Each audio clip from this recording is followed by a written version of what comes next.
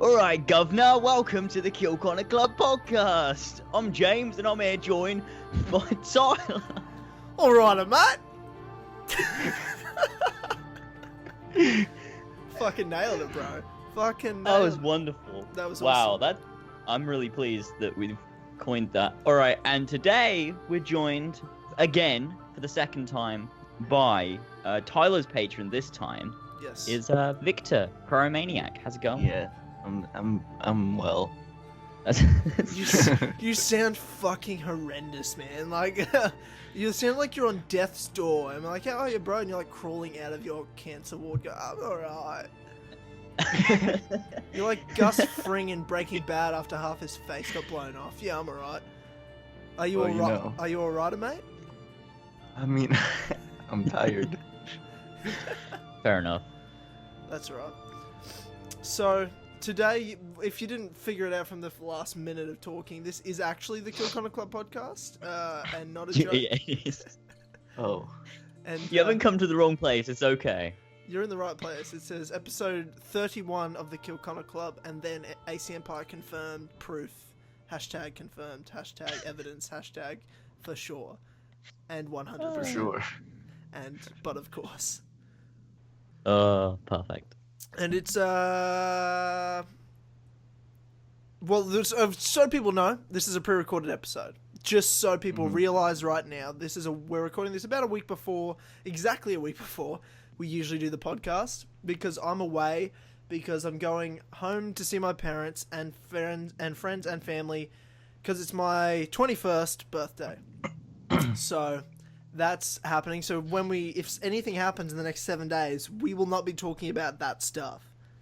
Everything we talk about. Oh, that's depressing. What if something really good happens? Well, the Ezio collection was already announced. Nothing more could get announced. Like, at least Empire. It's gonna come out. Yeah, it's gonna come out. Like, just gonna come out. It's gonna be released in the next 7 days. It's like when Nick goes, Empire comes out in like August when we were doing his podcast, and we're like, oh, so it's already out. And he's like, yep. Top 5 moments in AC Empire. Oh, that's fantastic. Okay. So well, yeah, I wanted to say, actually, talking about when this has been released and everything, people keep asking me, when are these live? When can we watch them? So this episode goes out on the 25th of September, and we do them every 2 weeks. So if it is live, then it'll be live in 2 weeks from this day, which is the 9th of October. So it's every 2 weeks. So just look at the date a KillCon Club went up, be like, what's 2 weeks from then, and then work it out. And and then we're live midday UK time. Just translate that into whatever your time is. It's really not that difficult. Which is 9 p.m. at the moment, because daylight savings is about to start soon in like New South Wales, Victoria, like Sydney, Melbourne, in like a couple weeks. And then your daylight savings is about to end. So instead of us being 9 hours different like we are now, we're going to become 11 hours different in like a month. That's always the difficult part. That's the worst time ever. Oh shit, I just realised when we're actually organising other people in other places. I know. We don't Yeah. Oh, fuck me. Oh, Jesus. We've got to work out Christ. when... I think... Okay, so daylight... Shit. What? Yeah. Welcome to the Kill Corner Club podcast, where we're talking about daylight savings and time zones. Woo! But yeah, as I was saying, it's every other Sunday... midday UK time, regardless of whether I'm in daylight savings or not. It's still going to be midday my time. So just translate that. Currently we're in BST. When it goes, back to GMT, we'll still be midday, and it's just live, or it'll go up as a podcast. It's a pre-recorded one every other Sunday. So pretty much the time revolves around James, because it's all about James. Yes, that's exactly right. Yeah. And like whenever the time zones change, and he's like, and I go, well, it's 2 hours later now, and he's like, what? No, it's not. No, it's not. What are you talking about? What are you talking about? No, it's not. We're doing it at 12 a.m. every other time. And I'm like, 12 a.m. 12 We're doing it midday. We're doing it midday. I just got it's the same time. And I'm like, shut the fuck up. Shut your fucking mouth. Drink some fucking tap water, and then... Tap water. Tap water. So many memes.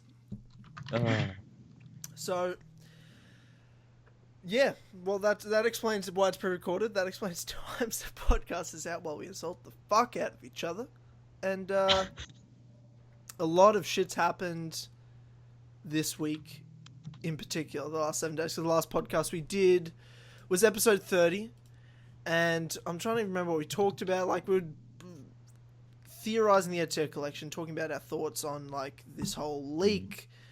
And then, since then... Like... It's been confirmed officially. An official trailer. Like, my God. It's a thing. And it comes out in 2 months. So, I guess the first thing I wanted to ask the two of you, and we can start with you, Victor. What did you think of the Ezio Collection trailer? I thought it was awesome. I liked it a lot. I'm excited. So you are excited from that trailer. You are excited for the Ezio Collection, and you will be buying it. Yeah. Okay, James. Well, as for the trailer, like, I personally think the trailer was horrible.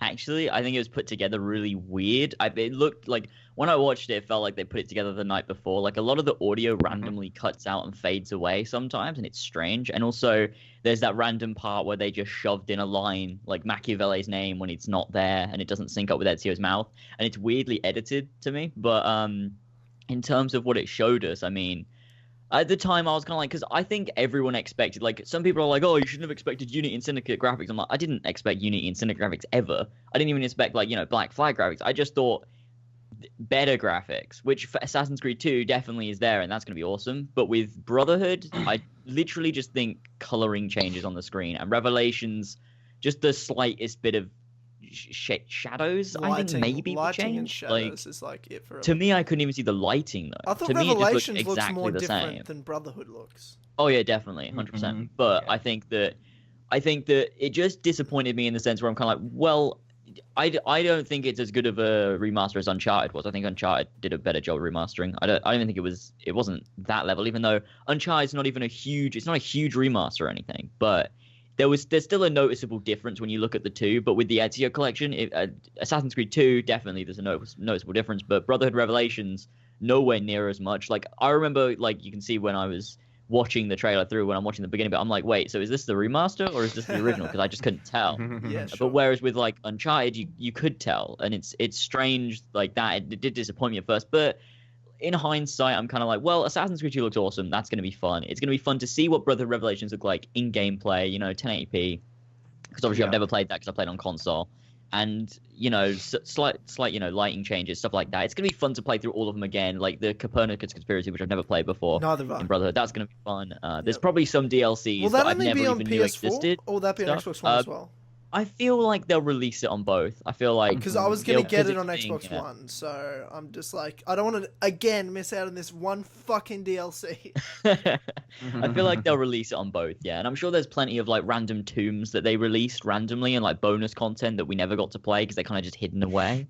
So I think that might be fun. And it'll just be fun to play through the Ezio games again. Make loads of content on it and we can all talk about it in the community. It's just going to be good in general. I think just off the bat, the trailer... to me, was edited weird, and obviously there was disappointment there because I was like, oh, okay, it's not as good as I expected. But I never expected anything amazing. Like a lot of people did. They're like, oh, this doesn't look like Unity. I'm really disappointed. I'm like, well, it wasn't going to happen, was it? It's like that. I didn't even think that was going to happen. Like, even if it was announced, like, say, at E3, I mean, obviously we'd see what it looked like. But if it was announced that, I still don't think it would look like Unity Syndicate. Like, that's an entire remake. That's like, years and years and years in the future. Like, that was never going to happen. But I think there was a slight disappointment because it was like, okay, it doesn't look any different really. But then in hindsight, yeah, it's going to be fun. So I'm looking forward to it. Yeah, so after your initial reaction where you were disappointed, after like looking back on it, a couple days now, you're okay with it and you're like, yeah, cool, I'm okay with this. Oh yeah, definitely. Okay, so because I then did a video that got some people mad, certainly. But again, I don't care. And and a lot of people agree with me, but I like it's whatever. And some people are just kind of indifferent. It's like whatever. Cheers, Tyler, you dickhead. And I just was trying to understand why people are so mad because I did film my reaction to the trailer, but I didn't upload it. I just did a reaction and thoughts. Like, so I literally was my thoughts as soon as I'd finished watching the trailer, and I just did a whole video on that. And I was okay with it right from the trailer. I was actually pleasantly surprised. It exceeded my... I think I had such low expectations, right? Because I said to you in the last podcast, I said, I hope it's not real, because if it's coming out in 2 months, it's going to be literally a port. It won't even be a remaster. So I actually expected it to be a port, and everyone's going to be pissed because it's not even a remaster. Yeah. And then you brought up that article, and I said, sure, but what's 1080p? What do they mean by that exactly? Because they're already high definition, right? Like, will it look that much different? Maybe, like, very slightly 30 frames per second as opposed to the 24 it was before. Like, it's 6 frames. It just is stuff that's not noticeable. If it's 60 frames, that's like a noticeable change of frame rate. Not that I really care about frame rate anyway. And then when I watched the trailer, I was like, holy shit, they actually remastered Assassin's Creed 2. To me, I don't know. I don't know how to explain it, but I think Assassin's Creed 2, how it looks in this Ezio collection, from just what I saw from the trailer and screenshots and comparisons and stuff, looks way better than I expected it to. Way better. I did not expect them to actually go that hardcore into it. And I think they've made it look a lot more defined and refined, I should say. Because it was very, I think you've said it before, grainy. Assassin's Creed 2 is a very grainy looking game. And in some regards, people would say Assassin's Creed 1 looks better than Assassin's Creed 2 in some ways. Yeah, I've always said that. And I think now, this is what Assassin's Creed 2 needed. It needed the color of Brotherhood. To me, it's like they made Assassin's Creed 2 look like Assassin's Creed Brotherhood. Why would I not be okay with that? You know what I mean? Assassin's Creed Brotherhood looks awesome compared to 2. So much better. And I think they, even engine-wise, in terms of models, that's all they did. Because if you look at how guards look different, they have the Brotherhood face models and they don't have the old face models. That's true. So the AI literally look like the Brotherhood models. They didn't actually make those models look better, like obviously like an Uberto, like an actual real character, but just the models that walk around the streets, they've used the Brotherhood models. Yeah, you said about Uberto. Because the strange thing is, the close-up on his face looks really good, but none of the other characters have that same detail. Like, what? I'm really confused why that's a thing. I thought Ezio did a little, but he's also a lot younger, remember? Because Uberto's got wrinkles, right? But still, like, Uberto had a lot of detail that was there. Like, Ezio just looks like the AC2 Ezio. Like, and like people like Giovanni, like when you see him in the trailer, he doesn't look anywhere near as good as Uberto. I don't understand why Uberto is like the best looking character in the game. It's because that's so the weird. Only guy we saw up close like that, right? And he's very attractive. He's very attractive, is he, Victor? Yeah. Victor, what did you think of the Assassin's Creed 2 in your impressions? Like, do you think it's that much improved? Like, what's your scale of improvement? I think it's pretty improved. A man of few words. I like it. It's like the opposite of Luma. We get we can't get a word in with Luma. He just goes on. I love that though. I'm just like, I could listen to you talk all day. Luma. And in regards to 2 still, I think it's almost, this is the way I'm looking at it. I'm like, so this is like, you've ported Assassin's Creed Brotherhood and Revelations in a 2 remaster. Yeah. Because I would be happy to say AC2 has a full remaster. Not a full remaster. What's a full remaster? We could barely define what a remaster was, let alone a full remaster. People keep throwing out this term full remaster. I'm like, what the fuck are you talking about? Can you name a full remaster? And they'll go, Uncharted Road Collection was more of a full remaster. I'm like, have you played Halo 2 Anniversary? Have you played Halo 1 Anniversary? Those are full. That's if there's a definition for full remaster, there's no fuller remaster than those 2 games.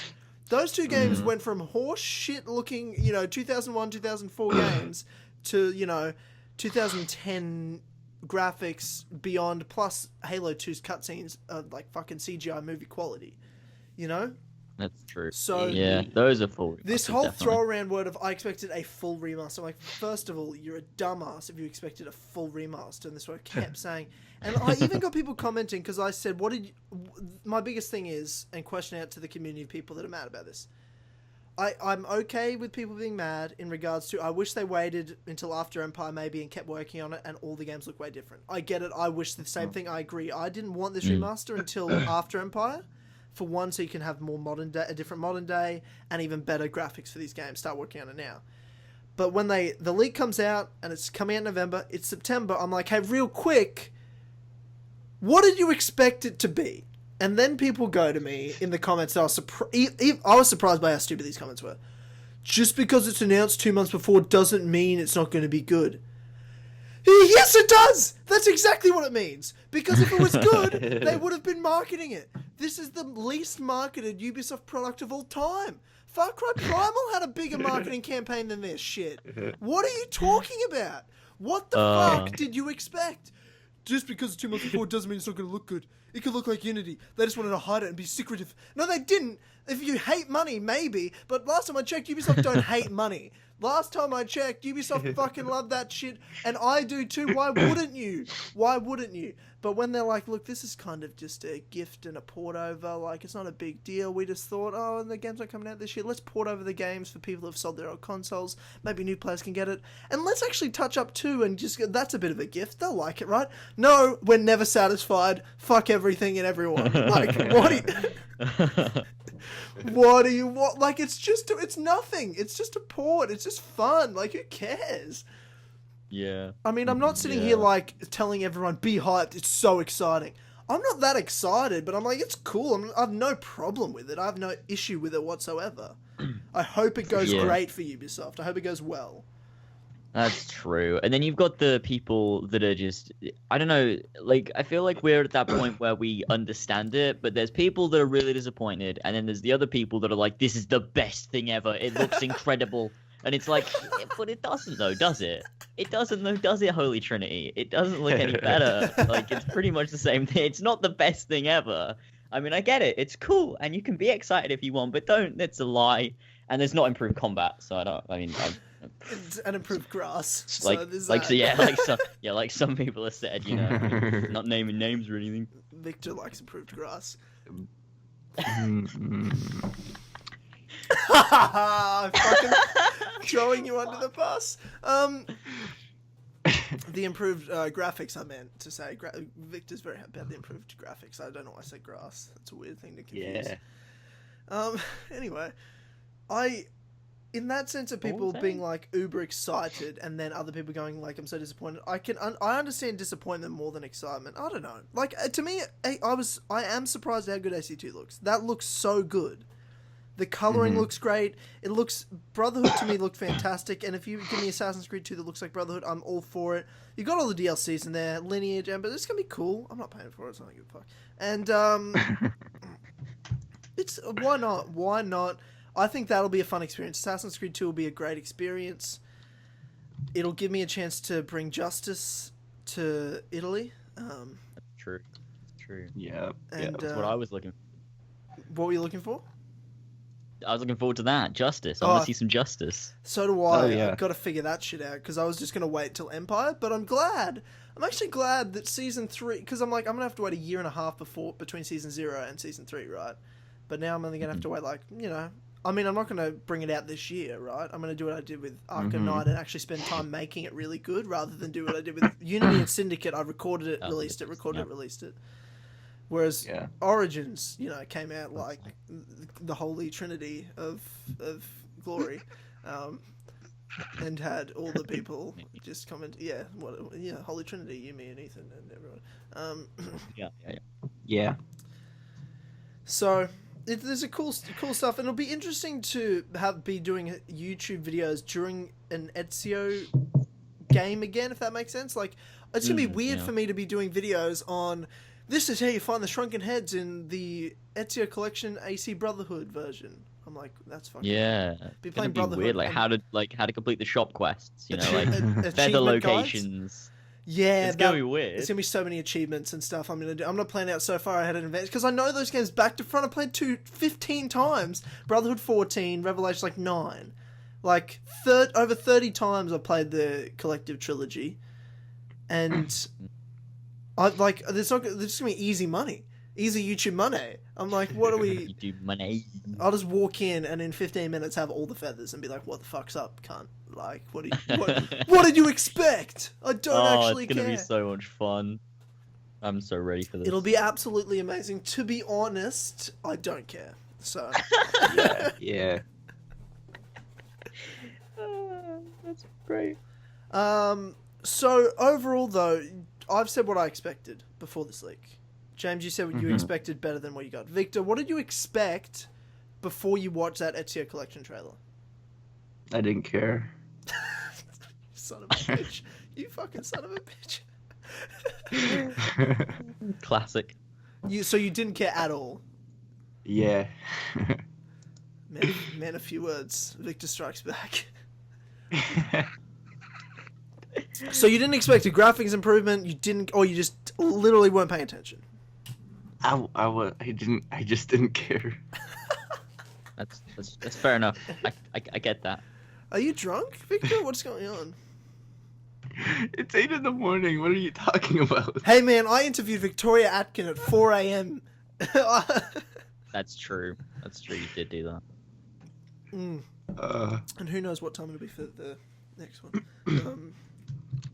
Well, I mean, I'll do my best. I mean, the only reason you had to get up at 4 a.m. for Victoria is because I was organising in my time and they were doing it in Pacific time, and I didn't fucking know. I'm like, she's English. What? I didn't expect this. And then they just, like, it's not like they told me, like, I made sure, I will make sure in the future with any future guests that I, ask, time zones, which, for sure, if I have been emailing anyone, I have done that. Yeah, look, that's true. If you have potentially been emailing, you haven't. Yep. But like, if you had been emailing someone. No, but about the podcast. But there's only 2 times. Like, let's be real here, and this is like a Kill Connor Club business conversation right now. In terms of time zones, if there's only 2 hours in the day of 24 hours, there's only 2 hours in the day I cannot accept. 3 a.m., 4 a.m. Like, I will stay up until 2 a.m. to do it if I have to. I will get up at 5 a.m. to do it if I have to. 3 and 4, it's just like, it's too late to go to sleep. It's too early in the morning to go to sleep and wake up, but it's too late at night to stay up and not sleep. You know what I mean? Like, it's like the worst 2-hour spectrum ever of all time. So... That's true. That's all I ask. James is gonna set those times up every time now. Yeah, I'll tell you what. In regards to possible future things, like, I don't give a fuck what time that is. It's any time ever. Just so you know, 24/7. I don't give a fuck what time it is. I'll be there. Yeah. Well, if anything, I actually wish it I'll wasn't. do my best. I hope things. Sometimes I think better things are at night, like the Victoria one, right? Because the Gabe one was in the morning, but it wasn't a bad time. It was just like something like 8, 9 a.m. for me or something. But it just means I'm not doing anything at night. You know what I mean? Like, I'm free. It's 4 in the morning. What else would I be doing? So, you know what I mean? Like, so at least I'll be free and I don't have to, like, move things around. So there's that. Yeah. But that's true. You know. I like doing them at night, but then at the same time I don't, because I can't really do it with my normal setup because everyone's asleep and I'm going to wake them up, and then I have to do it downstairs, and then everything's echoey in the room that I do it. And it's fucking annoying. I need to get like massive boulders in there so that there's no echoes. Mm-hmm. Just cram the room full of shit. But yeah, I mean, wait, what were we talking about before? It's your collection, obviously, but of course. Oh yeah, whatever. What did we expect? What did we expect before, like, the Ezio collection got announced? Oh, well, we already talked about that. Yeah. So. Yep. All right. Cool. I hit Awesome. 6,000 subscribers, so hooray! Fucking. I don't care. Yeah. I don't care. I 100% No, care. but absolutely amazing. To be honest, I don't care. I actually don't care. Yeah, that's great. Why do I have top 5 things in Watch Dogs 2? What?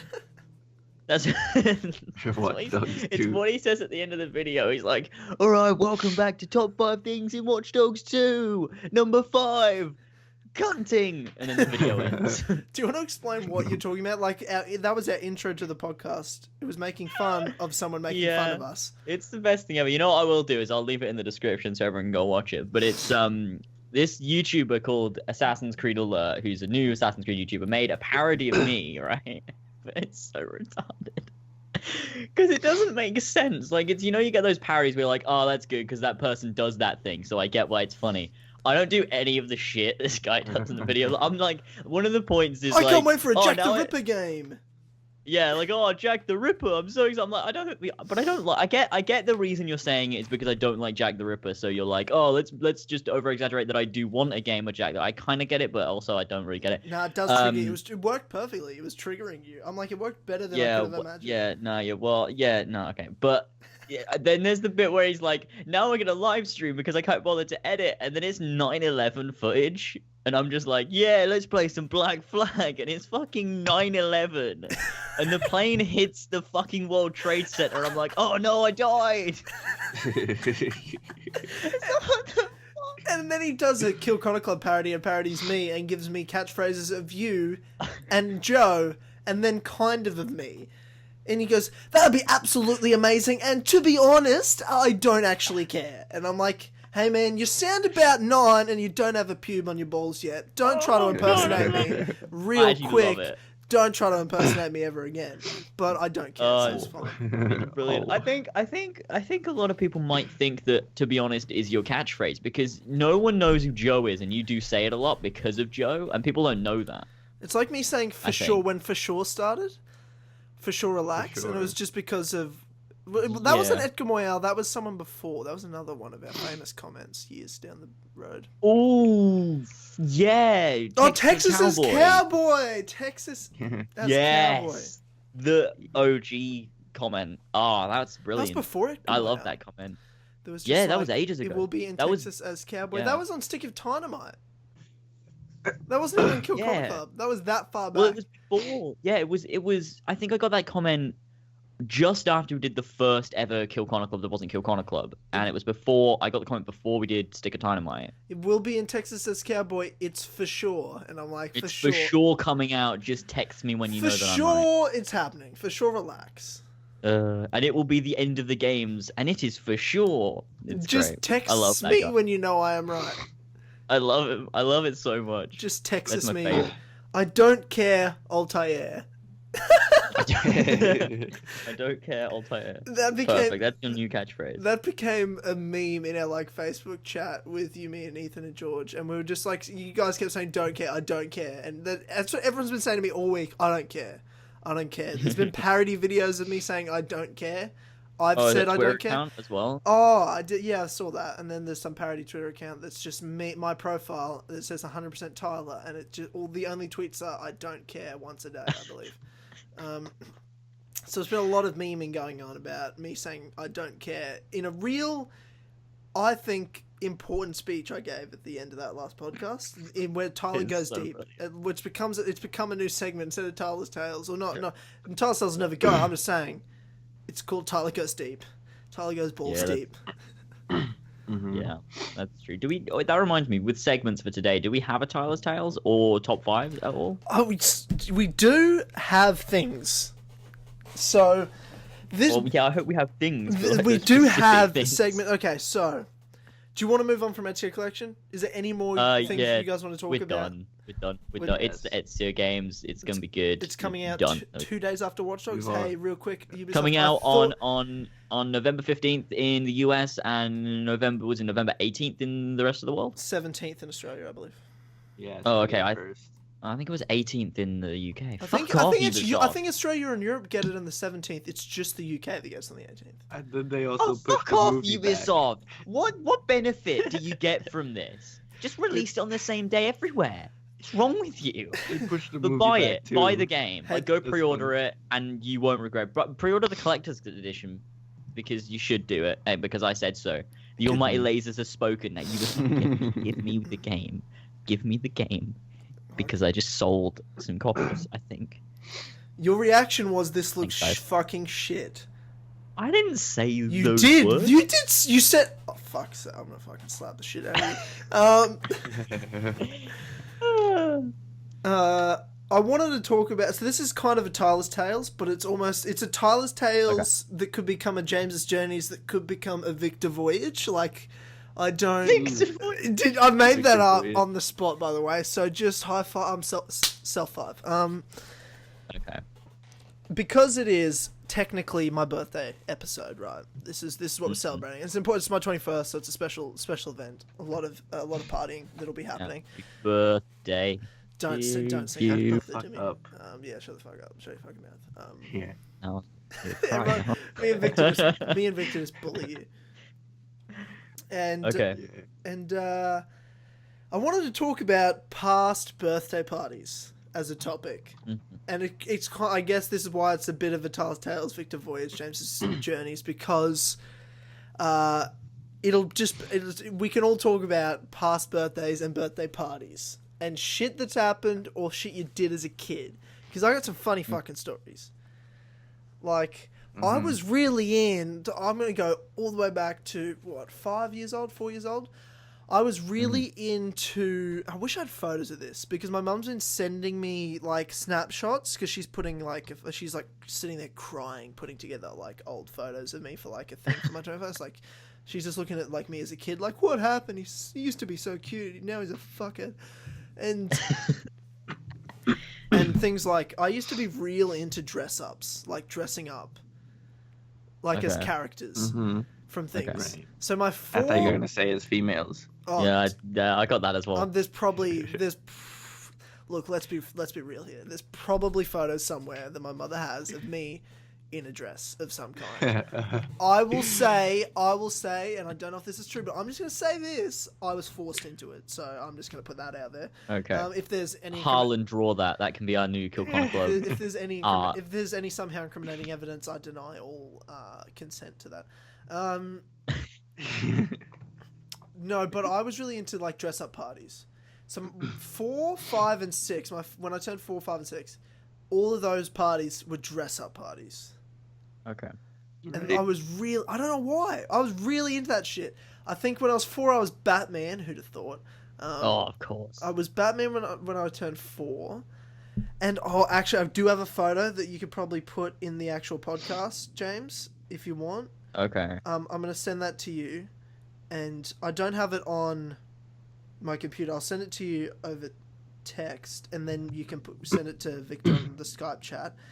Because apparently I was also the Joker. I wasn't actually. I was just dressed as a clown, but I've got like the green hair and everything. And my mum sent this to me today, and she was like, "What the fuck is going on? What?" She's like, "I didn't know you dressed as a clown." And I'm like, "No, I don't remember that really. I kind of did, but I look fucking adorable." I look fucking adorable. Jesus Christ. When you guys see this will be up right about now, but James hasn't reacted to it yet because I haven't sent it to him. Where is it? You stupid fuck. Oh, god damn it. Yeah, so I dressed as a clown. I got the green hair and shit. I got the white face mask. And I've got kind of like... You know how, like, obviously I don't have the smile, but, like, I have, like, it's weird. It's just, like, smudge pink around my mouth. Like, trying to do the, like, mouth makeup. And I've got some, like, clown onesie on. The thing that surprised me about this the most is the fact that I hate clowns. I used to cry when I saw clowns as a kid. I don't know why, in any universe, I dressed as a clown for something. Trying to torture yourself. I, like, try to face my It was fears self-harm. trying to face my fears like a man. I don't look like I was self-harming. I look fucking adorable in that photo. Have you got it yet? I've sent it to you now. Let me check. I need to... Look at this. Look at that little Tyler. He could beat up anyone in that clown mask. He's the toughest little unit. You've got it? Hang on a minute. Hang on. Hang on. For sure, check your phone, though. 100% actually check your phone. I am. When I tell you to I'm go on check my your phone. phone. Hold on. Here we go. Hold on. For fuck's sake, James. It's loading. It's taken about a year. Oh my god. That's incredible. Wow. Look at me. I think I was 6. Wow. Maybe 5. Oh my god, you're so small. That was when I was your height, James. Oh no!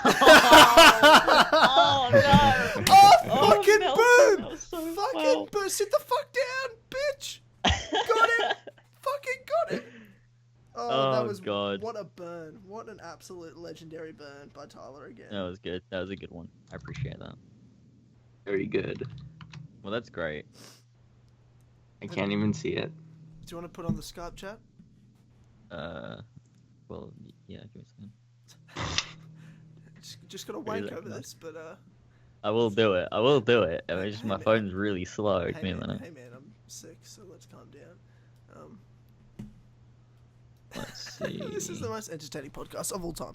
But anyway, but while James is getting that up on for audio listeners, I apologize, you're not going to see this, but I'll describe it to you. Like I've got the green. Oh, crazy really, Tyler? I thought I Dude. was seeing it on iTunes. Shut the fuck up, Joe. Shut your fucking mouth. I got the green crazy hair going. I got some white face paint, some like black eyeliner or some shit like black paint around my eyes, and like a onesie, like a blue onesie, and I've got like a little rose like flower on my chest, Oh. and I just look so like I guess I mean the closer I look into my eyes, the more I see death.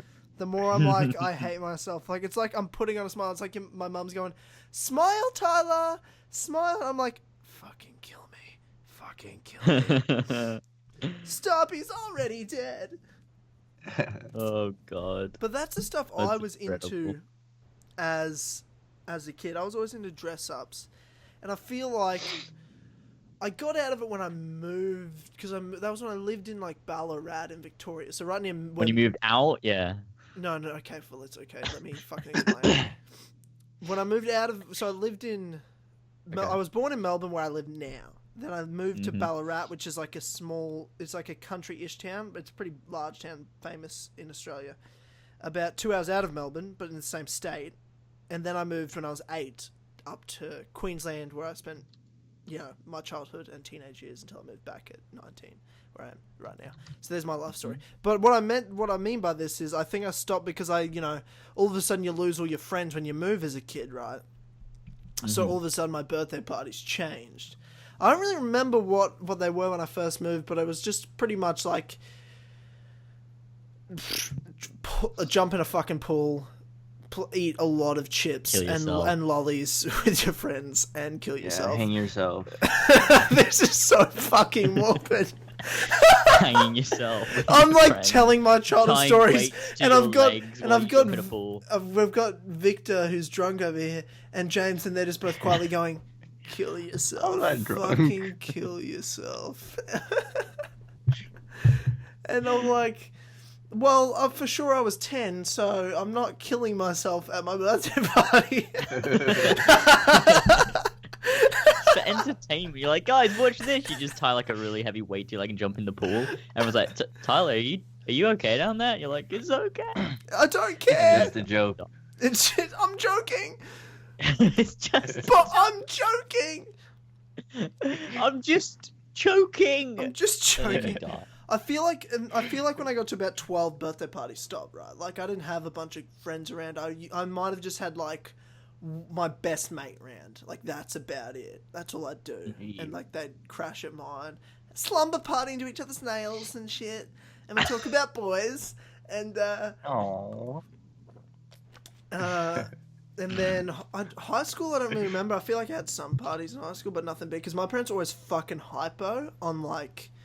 Psycho. I was trying to say hyper and psycho in one word, and I said hypo, like a fucking hippo or something. What the fuck am I talking about? I do that all the time. I always Hippo. mix words. I like, because I talk so much. So it's all on the spot. When I say words, sometimes I start saying a word, and halfway through I change the word, and it's just I create new words, like hypo. It's the Hypo. evolution of a hippo. Well, I made a word too one time. What was the word? Justn't. Justin. Conjunction of just and not. Justin, not Justin. It just isn't. Justin. Yeah. So you've just combined it just isn't? It justn't? Yeah, well, it was an accident. I'm not a fucking retard. Yes, you are, though. That's so funny. I don't think until I was 18 that I had like a big group of friends around again. Because when I'm 18, you can drink in Australia. So I like had all my friends from school, and they're all 17 because I was a year older than everyone at school. because I So we're like, oh, I Tyler. started school in Victoria, and in Victoria, because the Queensland system's so fucked. I think it's fixed now, but it was fucked at that time when I was a kid. Everyone's a year older at the same grade in Victoria than they are in Queensland. So when I moved, I went from grade 2 to grade 2, like stayed in the same grade, but they're all a year younger. Right. And I'm like, what the fuck? Right. So that I grew up with that shit. I'm pretty sure it's all fixed now and everything's the same everywhere, but I can't be certain. And I like had them just ran to my place. I think we all went to like fucking beach or something, and got drunk at my house. I mean, no, we didn't because they're 17. That's illegal. Didn't do that. We're talking about Tyler. Yeah. Jesus I Christ. have glaucoma, and and then the next night, because I got a bunch of guys I worked with that are all in their 20s at the time, and they took me out clubbing the next night. And that was that 18th, and this is what I'm so concerned with, because every time I go out with them, there's so much, like, it's unbelievable drinking. And I'm going out with them, well, by the time this podcast comes out, it was last night, because on the Saturday, the 24th, is my actual party with, like, family, friends, and shit, and then I'm going out clubbing afterwards, and that's, oh god, I might be, guys, when this podcast comes out, I may be dead. So this is my actual... R.I.P. This is my memorial PP. podcast. So R.I.P. Tyler, definitely. I lived a good life to worry about it, guys. I don't care. I don't care. I don't care. I genuinely don't care. And all I remember, because I actually was pretty slow coming into drinking. I was about to say I wasn't drinking when I was 17. I did, but like only a month before I turned 18, I actually started drinking. I wasn't even sure if I was going to drink, because I've never in my life done drugs or smoked a cigarette. Like, I've always stayed away from that. But drinking has called to me. And I was like, no, I'll just wait till I'm 18. I might not even drink, because I'm a fucking bitch. Drinking's awesome. And it's like, you don't need alcohol to have fun. Yes, you do. Drink whatever you want, kids. And yeah, I think... Gasoline? Drink gasoline. Well, when I'm going, It's fire. It gets you drunk, so. It burns just like vodka. Just like vodka. Exactly the same. Trust us on this. Drop a match down your throat as well. Well, vodka lights up too. Yeah, James. you don't. Jesus. Yeah, that'll do the same. Yeah, thing. but gasoline. Surely gasoline's a bit more flammable, right? Please stop talking. For sure. It's Because gasoline. there'll be like one 9-year-old kid without a pube on his nuts that goes, "I'll do that. I'll do that." Well, I But hope so. Maybe and we'll then get in the his newspapers. throat will be on fire. It'll be like, "I need some tap water." And But what if a kid does that and it's like news articles everywhere? Kill Connor Club promotes gasoline drinking. Everyone's like, oh, well, let's do this podcast, and we just famous now Give me for the wrong tap reasons. water. But I think you'll go to prison, and then it'll be my podcast, to be honest. But I don't consent to anything James just said. That was all under his. I don't believe in what he said.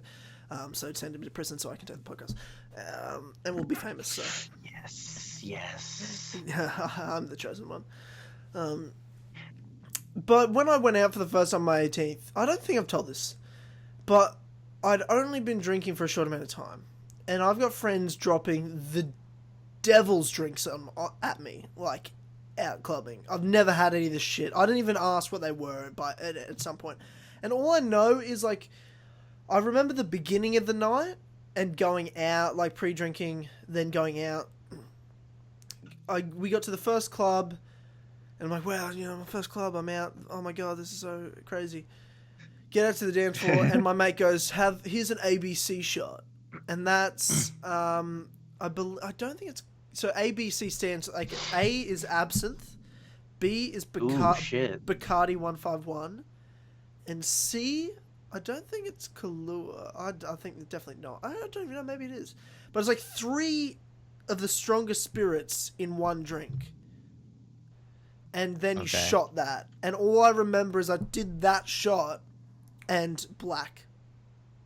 Like, I don't remember, I lost about 2 hours. And then all of a sudden I'm like, I wake up and I'm like at a different club. And I'm like, what's happening? And then they just kept feeding me more drinks. And I feel like absolute fucking death. And then that's what my birthday has become ever since. Drinking a lot. Drinking heavily. classic Tyler.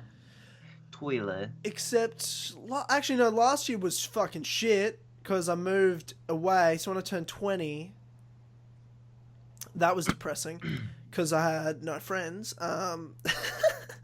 This sounds horrible. This sounds horrible. Well, okay, that hurts my feelings. But, like, I thought, I don't care about this is my birthday because I'm turning 20. It's a nothing birthday. It doesn't matter. I wasn't worried about it. I didn't ask for time off work. I had uni that, like, I didn't care about it. Didn't pay. I don't care. Genuinely, I just don't care. I just don't care. I just genuinely don't care. And, Classic. I thought to myself, it's not a big deal because I live on my own, and I just sort of didn't matter at all beforehand, right? And I get to the day, and you know, no one that I see in person knows it's my birthday, so that's the day. That was my day. I wake up on my own, and my parents ring me, and they're like, "Why don't you go out for breakfast?" I'm like, "By myself? Nah, I'm all set, I'm all good." So and I'm like, no, I have class. So I went to uni in the morning for a few hours, and then I had work the rest of the afternoon into night, and then I got home at night, and that was my birthday. That was when I turned 20. And I tell you what, I was fucking depressed. I didn't think I would be, but that was so depressing when you realize no one said happy birthday to me on my birthday. That was fucking depressing. I didn't think I'd care. I didn't think it would be depressing. I was like, no, I'm a man. I don't care about birthdays. And man, that was shit. That was horrible. And I'm like, never doing that again. Ever. Obviously, I was getting phone calls, like my parents and family and whatnot. But like, you know what I mean? Like, you know, no one to your face that you saw acknowledged it. Which isn't a big deal. And I'm sure it's happened to people. But I was like, it was a weird experience. It was a very weird experience. But this year, I'm having a big-ass party with lots of friends and family. James, you're not invited. And, oh, no. I would have invited you, but the whole other side of the world, literally. Well, I can be there in 20 minutes. It's all right. Don't worry What? about it. I don't know. Okay. No, you couldn't, but okay. You don't know my Trying capabilities. to funny. Huh. Yeah, no, but I do. Anyway, we'll go on from there. Dismiss. Okay. Just dismiss everything you say. Might cry a little bit. Yeah, whatever. I don't give a fuck. I don't care. Yeah. It's all this podcast is. I don't care. But in that sense, I want to ask you guys, birthday-wise, from a kid to now, what has the birthday meant to you? What type of shit did you do on your birthday? Start with you, Victor. I don't know. I just have birthday parties. Like, I don't know what you mean. Birthday parties as a kid, were you like, what was it, a picking your nose contest? The annual ecstasy chew? Like, what are we... what did you do? Just birthday parties, you know? No, I don't. I don't know. What in Minnesota do you do for your birthdays when you're like 5? They, like, I don't know. You just get presents and your friends are over. Okay. Was there any, like, dress-ups involved? Were you, like, what are we talking here? I never dress up. You never dress up. Halloween? Did you dress up? That's a thing in America. You guys do Halloween. Well, yeah, that's fair enough. Halloween. But not birthdays.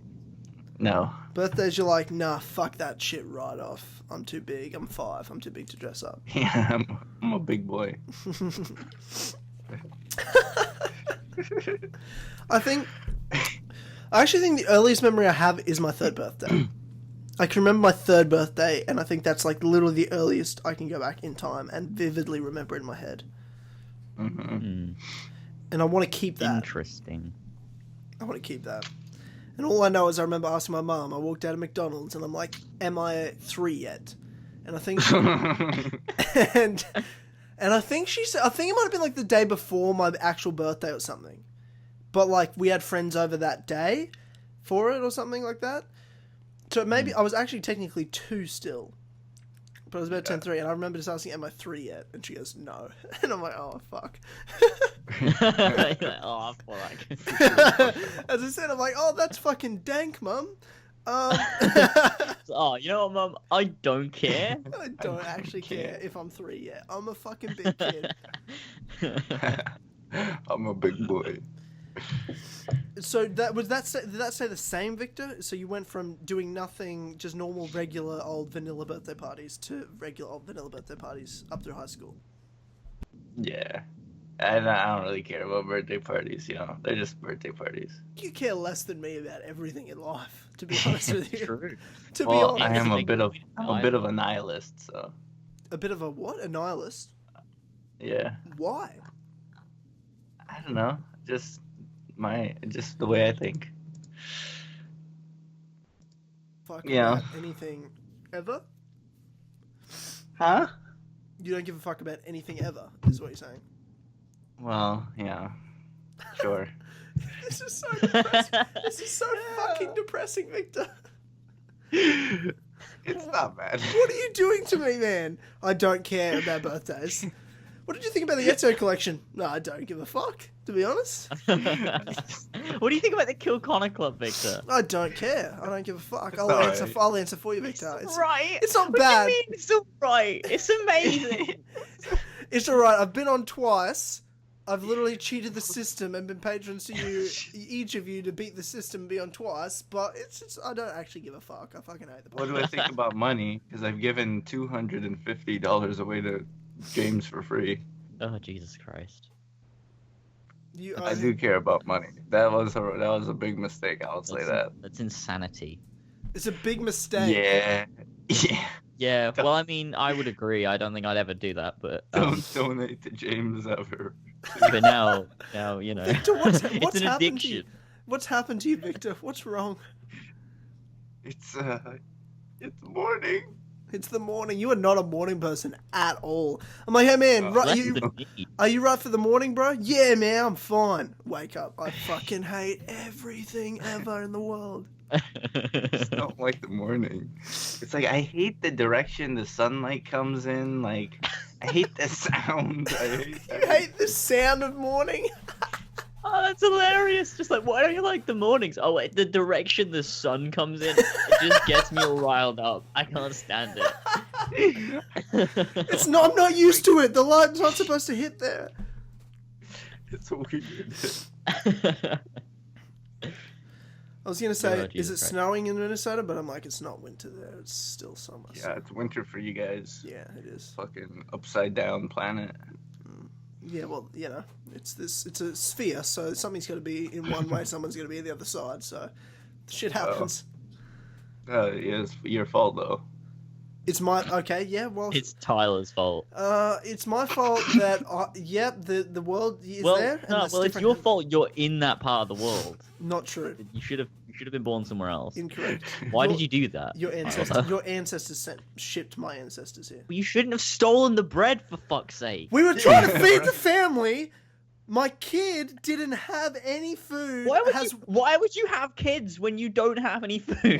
Oh, I can't afford condoms, and I like sex. All right, I'm a sex addict. There's doctors That's and fair enough. medicine I and get it. Yeah, everything, no, and fair. I was just like gadoosh. And then next minute, there's 3 kids. One doesn't have a leg. The other Okay, has fucking well- autism. And I'm like, Yeah. they're just like, I need some food. And I'm like, okay, I'll get some food for you. It's fine. I'll get some Tell food. them to eat each other. And there was some stale bread that they threw. This guy threw out stale bread. He wasn't even going to sell it, but because I picked up the stale bread, he accused me of stealing. Next minute, I'm in Australia, and I'm killing Indigenous people. So, well, Getting that was too wasted. far. The evil white people invaded this country, and then that's what happened. I Well, heard that I stand by that. Australians got their accents because all the prisoners were drunk all the time, so the kids picked up on the drunk speak. I don't know if that's true. Would not be shocked at all. I really hope that's why, because that's hilarious. I've actually wondered that, right? Because in terms of accents, I've wondered this recently. But I also want to note that my ancestors weren't even shipped here and weren't original settlers, as far as I know. I think I traced my family tree, and it's like maybe like 40 years after Australia was first settled. Then I've got like quite a few ancestors that came here, but none of them are like the evil white invaders. So just shout out to the people that I'm not trying to offend the Indigenous Australians who own this land rightfully that we stole, the British stole. But I'm just going full social justice warrior right now. Jesus Christ. What? Yeah, no, but it's sensitive. It's sensitive as fuck here. But what was the question? What the accent? Yeah, that's right. Did you just call me a pussy? Fair play. Beat this shit. No, but the accent I've always wondered, right? Because Australia's what 230 years since we first invaded or colonized, whatever you want to call it. And that's a long time, but at the same time, to create such a distinctive accent separate from, like, England, that's not that much time, right? And it's not like the accent's new. True. How the fuck did that accent happen? It had to be something drastic like being drunk all the time, right? Yeah. That makes sense. I'm not even Googling I'm forgetting about being in a desert wasteland. Well, there's no desert around here right now, but well, Australia's like green as fuck on the edge of the country, and then it's just desert wasteland as soon as you go too far inland. Yeah. And you will die, and you will get raped. You will get raped by every animal imaginable.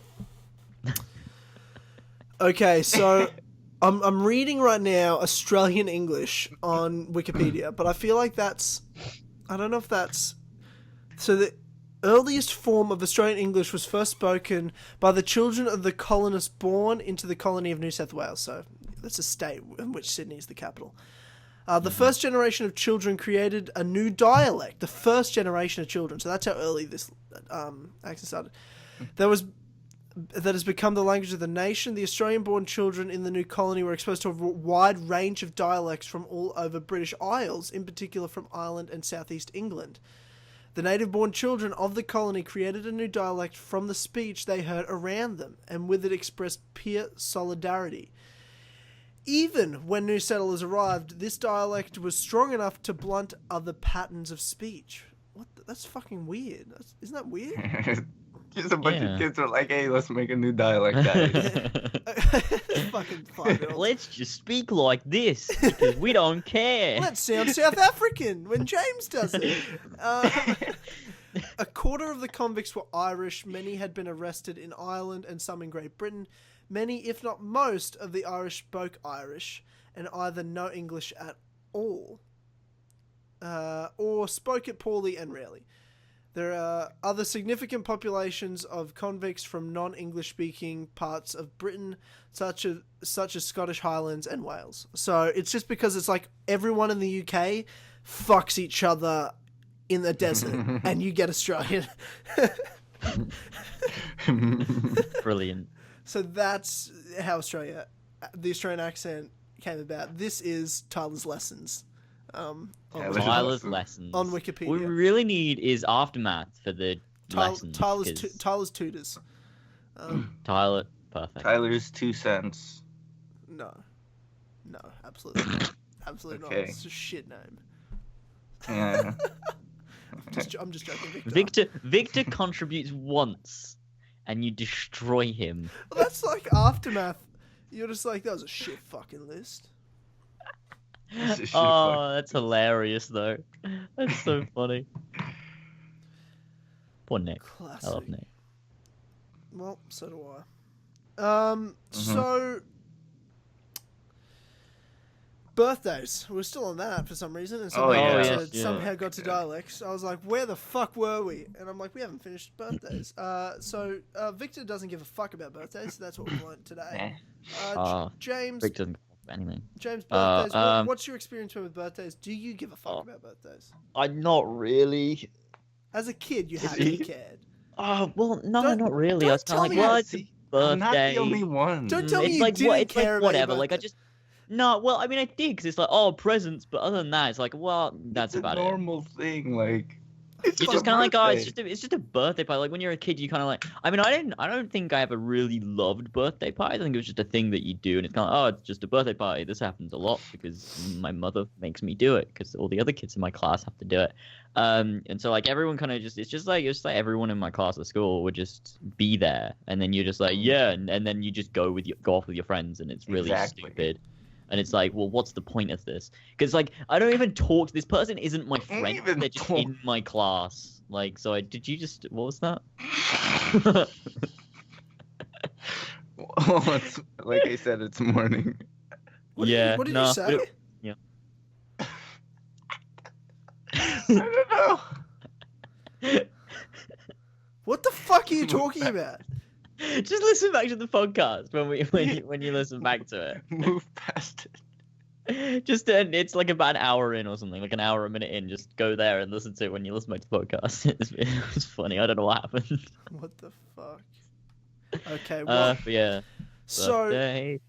I fucking loved birthdays. I was like, this shit is all about me. I mean, I don't care as much now, right? But as a kid, I was so excited because it's like presents. I get whatever I want. I get to eat fucking cake and shit food, and I got friends there. Like, I never had anyone at my birthday that I didn't talk to. I didn't invite fucking like Ben who sits in the corner and picks his fucking nose. Like, well, that's just what we had to do. It was like a thing we did at like my school. Is just when like you had a class, like the base class you had at school, sure, at primary school, whatever. Of course. When someone had a birthday, they just invited everyone in the class, and that's just what you did. Yeah. No, I think I did that too. No, it's weird. No. But it's just a thing that everyone did. No, fuck. Then you end up having people you don't like at your party. That's weird. Yeah. What the fuck? No, I didn't have people I didn't like at my party. No, it's weird. It's weird as fuck. I don't know why that was a thing. It just was a thing. I think I had like two. I think it'd be like, it was my birthday, and you'd have like, I don't know, like I'd have like my best friend round and like my family and stuff, and we'd just have the birthday. And then I think I had another day where you'd have your entire class. I think I had that. I think that was a thing. I don't know whether that's right or whether I'm making that up because I don't fucking remember. But I know definitely I invited everyone in my class. For some reason, it wasn't even me, it was my mother. And like everyone else's mother. No one ever actually invited anyone. It was just a thing. You just knew it was a thing. Like, it just happened.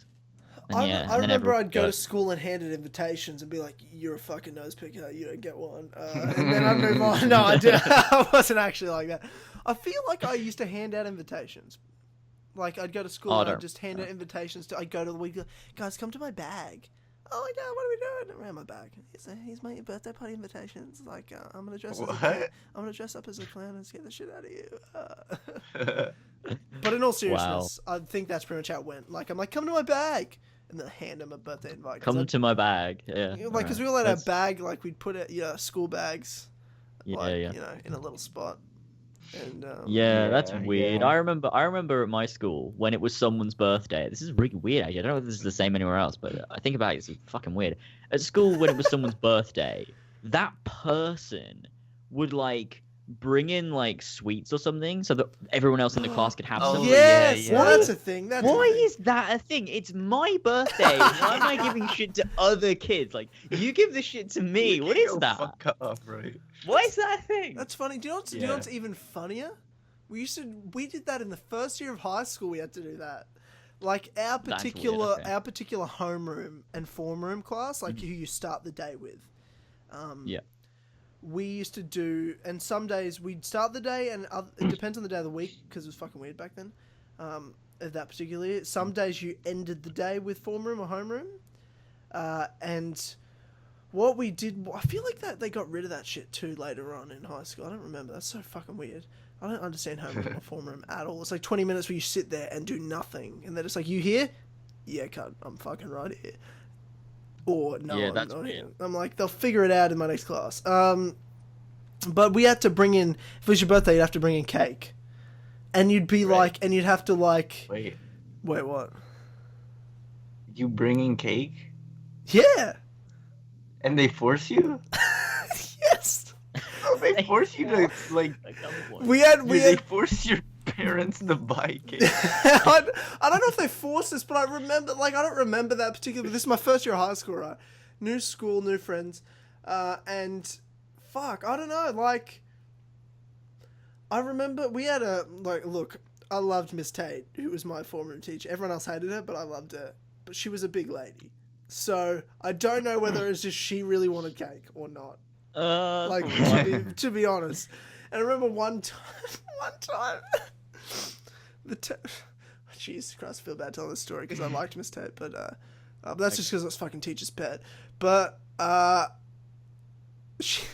Jesus Christ, we were doing cake and we went out into like the little into the quad or whatever, like this little grass field, and there was like nice like tables and shit people would sit and eat lunch on. And she sat down when we put the cake down, and the chair broke. The chair. Oh, I remember. Yeah, I've seen a fake teacher break a chair. I saw a teacher break a teacher. Just fucking break him.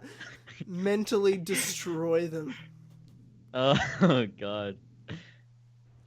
No, that was, and everyone like laughed, but was trying not to laugh, but everyone was laughing, and I felt horrible. That's funny. And then we're like, and she's like sitting right in front of the cake too. It's like, oh, that's so rough. That's a tough life. But oh God. Yeah, we had to. That is weird when you think about it. But I don't know. It's just kind of like, but it's like it's your birthday. We all want to have cake. Just bring in a fucking cake. Don't be selfish, cunt. Like, pretty much. Weird though, isn't it? We didn't bring in cake. We brought in like lollipops or something, and everyone would have a lollipop. It's a bit It's weird. half-assed though, isn't it? Good thing my birthday's in the summer, so I didn't have to do that. I love how you hate everything in life so much. You're like, thank God I didn't have to fucking do anything. I don't hate. I just don't care. It's a different. Don't care. So, like, no one can make fun of me for saying I don't care anymore because you care way less. Yeah. So much less. That's great. But yeah, in all seriousness, just if you're Did told, you just start a sentence in Kill Connor Club with "in all seriousness"? Trust me. What are you about to say? Nothing that was serious. But if you get a chance to bring in cake for your birthdays at high school, ladies and gentlemen, or in primary school, wherever fucking grade you're in, fucking do it. Don't be a cunt. Bring in cake. Everyone of your friends wants cake, and you fucking want them to do the same, so you can shove that cake in your fucking mouth. So just do it. That was aggressive. I don't know why I did that. That was aggressive. What the fuck? But just because calm down. Just because everyone did it, every 2 weeks we had cake. That was awesome. If everyone participated, like every 2 weeks we had cake. Some weeks we had like cake twice. It was awesome. That's great. So bring in fucking cake. For sure. What do you do for birthdays now, James? Are you a simple man like me? It's a smaller event. I don't do anything. Get wasted by yourself. I don't really do anything. I'll just. I don't know. I don't know. Nothing. I don't know. At least yawn. Well, I'm really depressed with this conversation, to be honest. Because you guys all hate life and happiness, and I'm like trying to talk about funny life stories and me being a clown and Batman. A clown and Batman. That's really something. But I have a feeling the clown wasn't even my birthday though. I was like, I just want to be a clown. No, I think I wanted to be a clown. No, I had a clown day in first grade. I feel like that's what it was. I had like a clown day. Everyone in our grade had to be a clown. That's terrifying. It is. There's a bunch of small children that were clowns. That's terrifying. That's not terrifying. Clowns are terrifying because they're big and they're scared. They're gonna scare children. That's why they're terrifying. Is that why? I think clowns are terrifying because they're clowns. I don't know. Clowns are just creepy. I used to see a clown and cry. It's because they look happy, but they're not. They're aggressive. Like I remember seeing a clown. And he did like the clown pointed at me and smiled like, "Oh my goodness, look at you!" Like just being like, and I just started crying. I'm like 3, but like a man, like, like you know what I mean? Like that's what I did as a 3-year-old, and that's I still do the same. Fucking hate clowns. And if you real quick, if you like clowns, you're fucking mental. You're a fucking insane person. No one likes clowns. No one likes them. How can you like it? You don't see a clown. You're I love clowns. There's that one weird kid in your class that likes clowns, and when they have a birthday, they have a clown. It's like, why are you? I'm gonna fucking punch you. Why do you like clowns? You know no one else likes clowns. Like no one's gonna come to your fucking birthday. You stupid cunt. Like, Jesus. sorry, that was a bit aggressive. That poor kid. Are you talking to anyone specifically? Like, it seems like you have a problem. I mean, it did sound a bit, like a personal attack actually, but it wasn't. Yeah. It wasn't really. I didn't have anyone in mind. Just anyone that likes clowns, really. Because you're fucking weird. That's true. You don't just... Do you like clans, Victor? You don't no. care? I'll answer for you. I don't care. I'm just gonna assume you don't like clans. No one likes clans. Everyone hates clans. Fuck clans. No one likes clowns. That's true. That's a good point. No one likes clans. So that's not really Tyler's Tales, but let's just tell you what, it's definitely is a weird segment. I thought it'd be really fun, and it just backfired on me dramatically. That was weird. That was a weird segment. I feel like I'm back in 2015, early 2015. Why's that? Club. That's what that felt like. Just because that was a weird segment. It felt off. It's like, sorry man, I'm trying to try new things here, and I thought, sometimes don't, Tyler. Just keep it the same. I thought It's to okay. myself, this would be a fun little different thing. We'll talk about birthdays, because it's my birthday this episode. This will be fun. I'll tell some funny stories of me dressing up. You guys can see me dressed as a clown, things like that. And then everyone will participate, and we'll all have stories, and all have just a good old laugh. And You're like a teacher. And I don't understand. Everything's been thrown in my fucking face. And that's all. This podcast. So, my bad for trying new things. But Are we ever gonna get to my topic? Oh, I your don't topic. care, Victor. I don't care. Oh. Okay. Oh no, we do. So my only rule when people come on the podcast is bring a topic. Now, before you start your topic, Victor, I need to go grab a beer. So, James, if you want to, if you just want to do something while I grab a beer for literally 10 do seconds. Something. All right. I'll try and run the podcast, but I'm not very good at it. No, you're not. That's true. Yeah, I'll give it a shot. I've been left alone on the kill call. He's gonna be back before you even do anything. I don't know what to say. I'm a bit lost right now. I don't have my co-host. Are you ready to talk about my topic, James? I'm ready. I'm excited. You know what it is, right? Oh, no, I don't. But don't say anything. I feel like when you start, I'll be like, oh, now I know what you're talking about. You're gonna be like, how did I not know that? But right now I don't know. I'm trying to think, but I don't want to ruin it for myself. Yeah, I don't know. I'm gonna wait and find out. I can hear Tyler getting robbed. Yeah. Someone's rummaging through his drawers. He's probably getting a bottle opener or something. Well, I'm pretty sure he can open it with his hands. With his mouth. Yeah. With his tongue. What the fuck are you talking about? He just tongues nothing, man. Nothing. Yeah, don't listen back to the podcast. Are you talking about good. Did you say I'm gonna open my beer with my mouth with my tongue? Maybe, yeah. Yeah. Fuck, you're a weird cunt. Right, anyway, so Victor's topic. Yeah, the MCU. Oh. Well, what about it? Well, I'm very passionate about it. You're passionate about the Marvel Cinematic Universe. Yeah. I've seen pretty much everything in it, except for those dumb comics that are for some reason canon. In the MCU, there's comics. Yeah. The Marvel Cinematic Universe. Yeah, there's comics. There's comics. I've Surely only that's the Marvel Comic Universe. What are you they're canon with the MCU. But I've read one of them. Okay. It wasn't very good. So this is gonna start whenever we talk about comics or superheroes or Marvel or DC. This starts so many fucking arguments. I love arguments. I love a good argument. It's probably gonna be Craig though, because he fucking loves DC. Well, he's a dumb cunt, so whatever.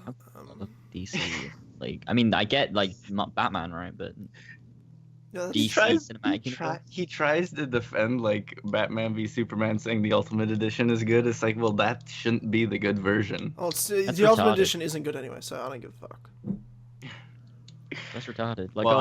I'm not even seeing it. So the movie's better because they left in things that they shouldn't have cut out in the first place. So that makes it better, right, guys?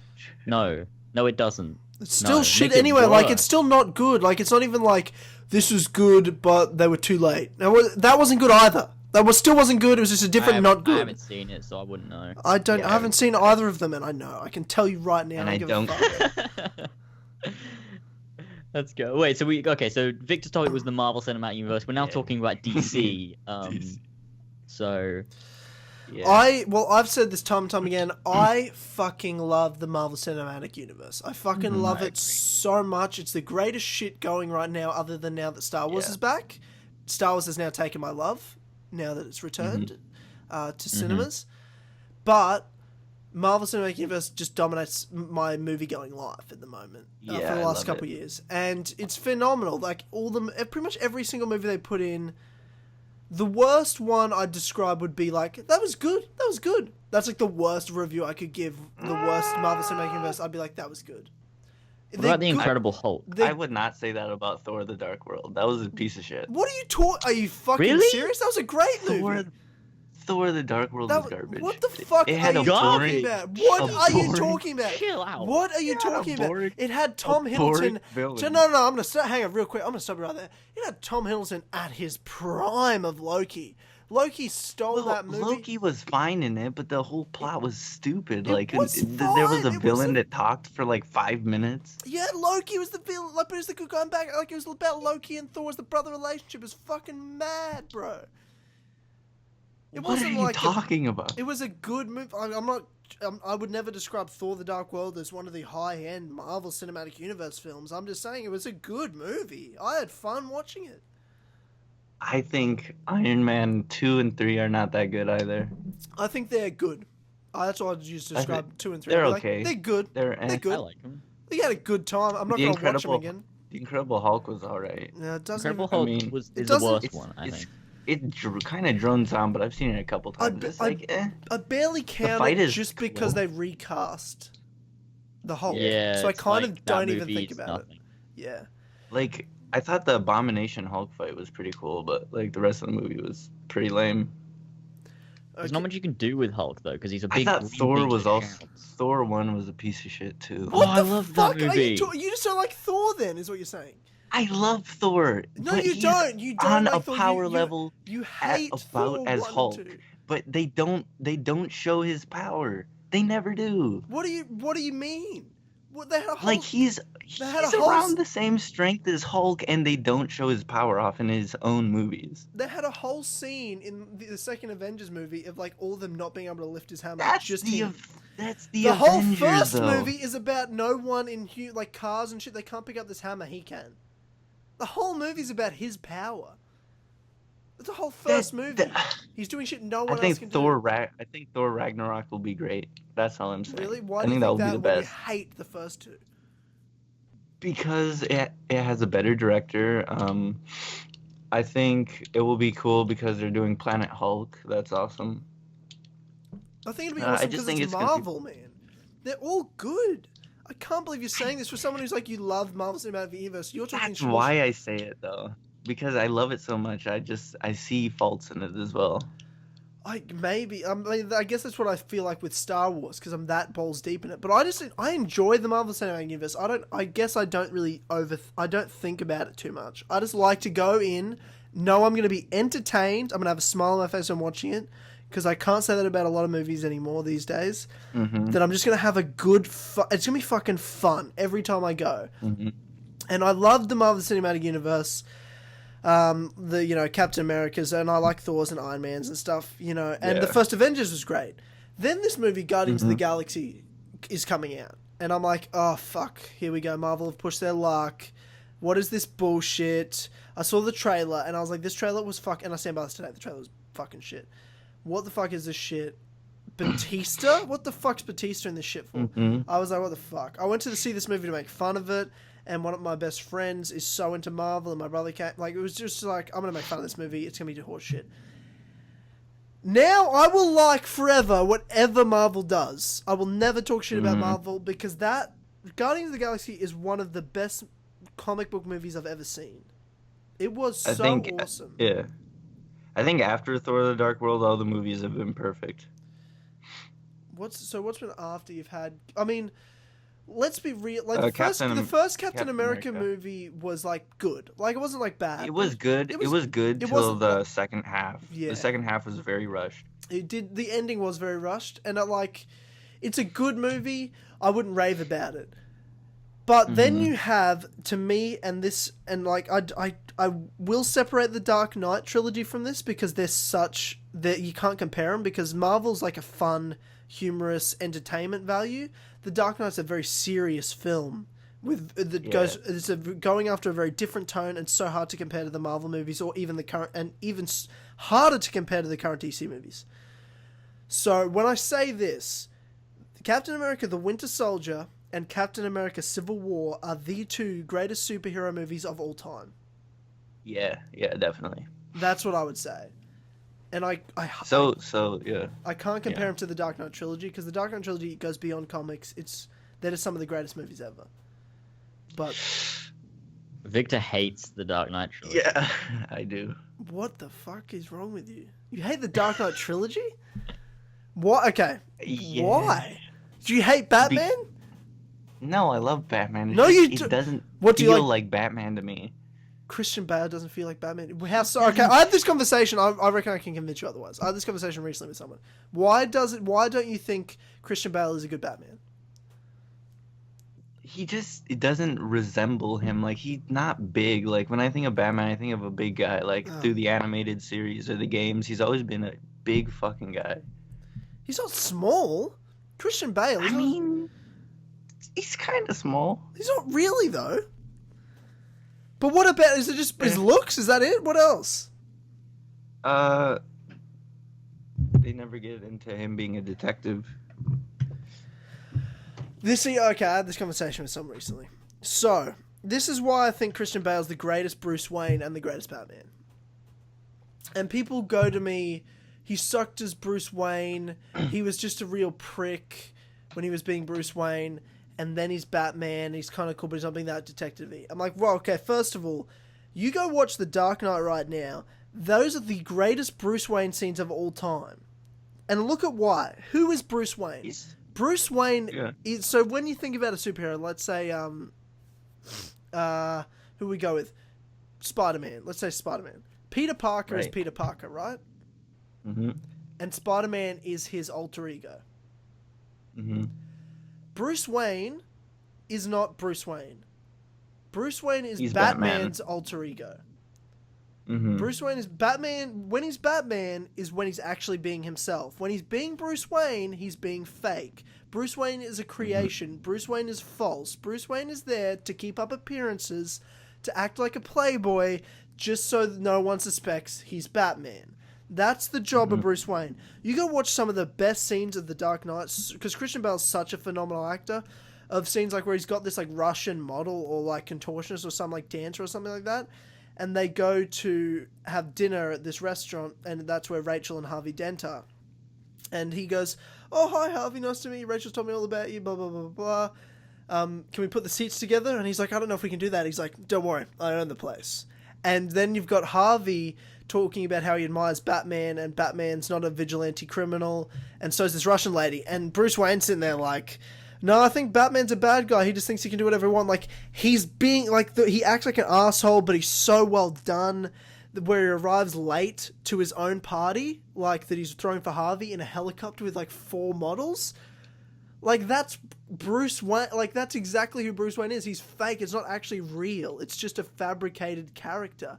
And then when he's being Batman, that's the only time you can see him being himself. And The Dark Knight does it the best easily compared to like Batman Begins, or especially The Dark Knight Rises didn't do it as well, because he was kind of Bruce Wayne the whole time. And they kind of lost the plot. And I get it story-wise because he's not really Bruce Wayne or Batman anymore. He kind of gave it all up, right? But in The Dark Knight specifically, that's the best Bruce Wayne ever. Because Bruce Wayne isn't a tough guy. Like, you watch Batman v Superman, I've seen some of these Bruce Wayne scenes, and I like Ben Affleck. I think he's great, and I think he's a phenomenal actor. But when he's being Bruce Wayne, he's just being Ben Affleck. Bruce Wayne is not just a nice, normal dude. Bruce Wayne is fake. He doesn't appear to be like that normal and, you know, what you want him to be. He's not the good guy.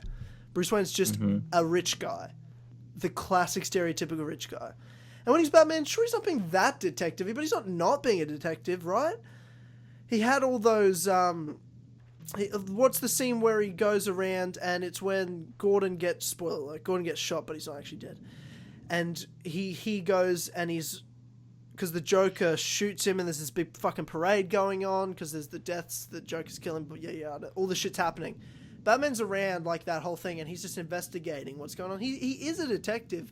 Sure, it's not like Next Level where he's just using Uber gear all the time like you're watching like one of the animated movies or you're playing like the Arkham games, but that sort of stuff will then change the whole tone of the movie. It then becomes a detective movie. That's not even the tone they were going for, yet they still managed to show that's what he is to some degree, while nailing Bruce Wayne, while nailing the tone of Gotham and all the other side characters. Gordon, obviously the Joker. You can't tell me you didn't like Heath Ledger and the Joker.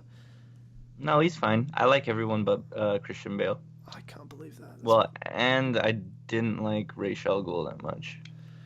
Just because they whitewashed the character. It's not that great, is he? Ra's al Ghul.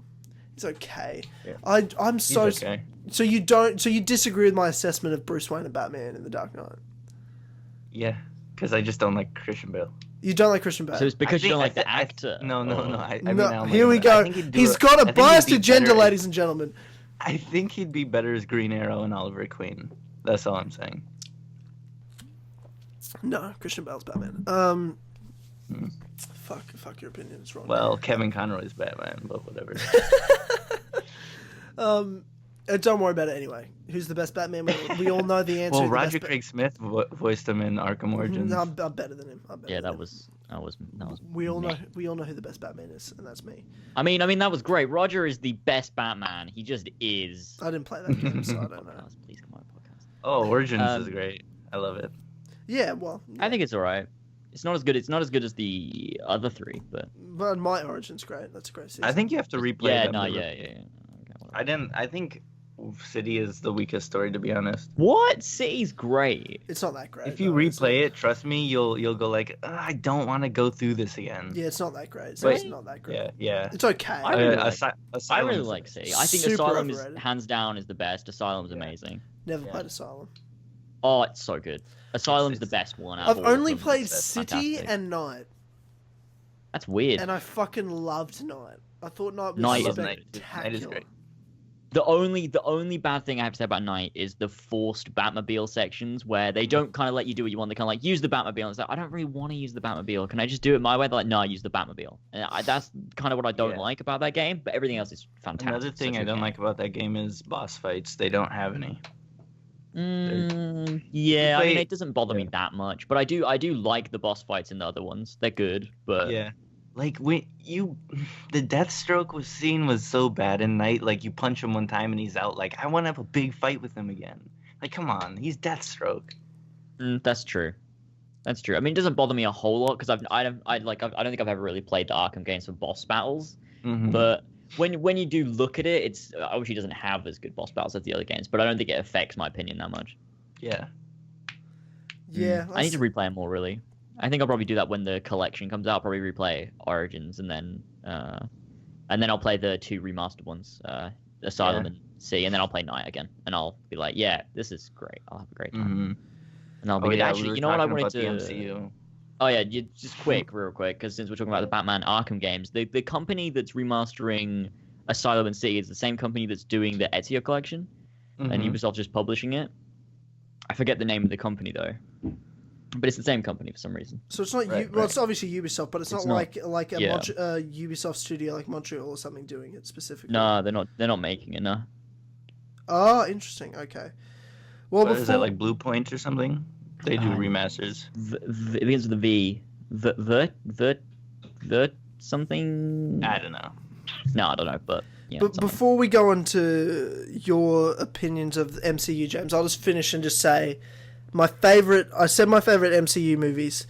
It's probably the first Avengers is third, Winter Soldier's second, and my favorite Civil War. And I also love Guardians of the Galaxy is phenomenal. I love Ant-Man, but I'm a huge Paul Rudd fan, and I thought it was a great movie. Those are probably my 5 standouts, 5 favorites. And I think the MCU, like I said, it's one of my favorite things going on. I love them all.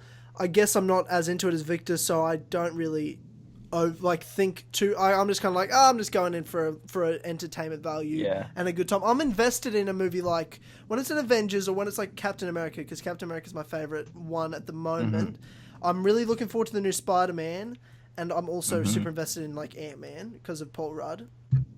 But things like Thor, Iron Man, as long as they're like entertaining, I don't really care about the inner details of them. But I did like the first two Thors, and I'm hoping Ragnarok's great since it does have like you said, Hulk world and all that sort of stuff. But yeah, I love MCU. Yeah. I've seen all the shows. I love MCU. It's great. I just you both talked about it. I've memorized the order of all the movies, even of the unreleased. The I think unreleased. I've got a general idea. Oh, like that's still to come out. Still, yeah, from Iron Man to the unnamed Avengers movie. Isn't it called Infinity War?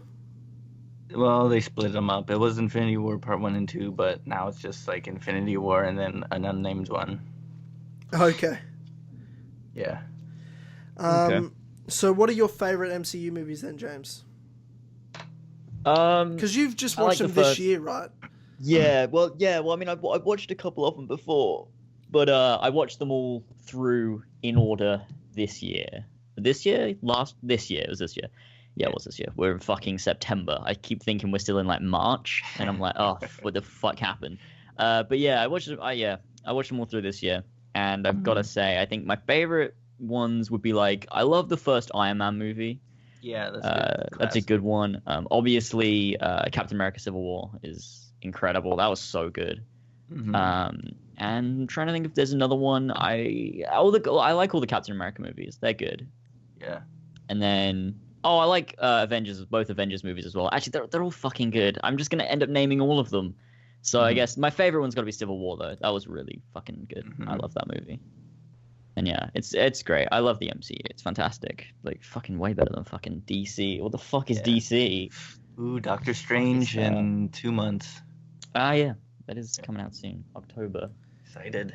October. It comes out because it comes out in November. For some reason in the UK it comes out early than everywhere else. I don't know why, which is strange. It's like October the 25th, I think, in the UK. Yeah, I think they get more money if they do that. That's strange, but yeah, that's a thing. So we're getting it October 25th, which is awesome. That's gonna be great. I can hear my dog starting to bark. Fucking Harvey. Classic. Yeah, but I think we all love the MCU. I think that's pretty clear. I could talk about it forever. Ooh, and Luke Cage in how many days? Oh yeah. Yeah, about 12 days. Yeah. Oh, that's great. I love the TV shows, the Marvel TV shows. They're amazing. I don't watch any of the TV shows. Oh, they're Agents so of good. S.H.I.E.L.D. Oh, I need to watch Agents of S.H.I.E.L.D., yeah. Yeah. But a lot of people don't like the Jessica first Jones part. are great. For some reason, a lot of people don't like season 1, and I thought season 1 was pretty good. Well, I don't have an opinion because I haven't seen it, but yeah, I'll get back to you on that. For sure. The Netflix ones are 100%, great. Of course. Yeah. And then they're adding a bunch more shows. They're adding New Warriors, Cloak and Dagger. What was the other one? I don't know anything. Do you know what's funny? I don't know anything about these shows. Other than Agents of S.H.I.E.L.D., I didn't even know there was fucking shows for Marvel. Oh, they're so good. Damage Control. Damage Control, New Warriors. I'm so ready for all of it. Oh, actually, I know of Daredevil and like Jessica Jones from like Netflix and stuff. Yeah, they're amazing. Which I should watch. Oh, that's so good. So fucking good. Yeah. Well, they're great. The MCU is fantastic. We can all agree. That's true. Except Victor, who hates Thor. Oh, yeah. Well, nah, I don't hate Thor. I just don't like the movies. No, I think he's better in the Avengers movies. He hates Thor. Anyway. Something else happened this week. Something crazy happened this week. Oh, yeah. Something crazy happened to me, too. Oh, really? What happened to you? I can't say that. A bunch of illegal things happened. Oh, yeah. Was it stuff that you did, or was it stuff that other people did? Oh, Even if no. it was stuff that you People did, did. just say it was stuff that other people did and don't Well, say if they were. I Give was false at a names. party and I witnessed some snorting of pills, and my friend dropped acid. Classic parties. Oh, And I've I been was there. like, Jesus, Yeah, that is like. Is I that had your to first leave early. experience witnessing acid dropping? Yeah. Well, no, I wasn't there. That was after I left, but that was fucked. Yeah, classic. Oh, that's my Tuesday. Dropping acid. No, I'm I'm drug free, but I've seen plenty of shit. Is all I'll say. But in terms of what I was actually going to talk about, in terms of crazy shit, that Okay. James had a great reaction to, which was two things. We had a new trailer for Kingdom Hearts 2.8, and Oh, yes. I wasn't ready for Kingdom this. I wasn't ready for this. Kingdom Okay. Hearts Fuck, what? 2.8 got delayed. Yeah, I wasn't ready for that either. Oh, yeah. Neither I was ready for the epicness of that trailer, let alone at the end of the trailer, it say next year, not December of 2016, but January. You know, I'm 24th. okay with it now. I'm okay. No, I'm okay. I don't get. Well, I can wait. I don't care. It's not. If it at was all, 3, obviously. then I would care. But It's cool. It's cool. It's whatever. It's not. It's okay. They're just trying to help out Final Fantasy 15 because they delayed that. It doesn't mean that's literally the reason that they gave. They were like, it's because of Final Fantasy 15. Like the game's ready. Like the game could come out normal release date, but they just want to give time for Final Fantasy, and like that's fine.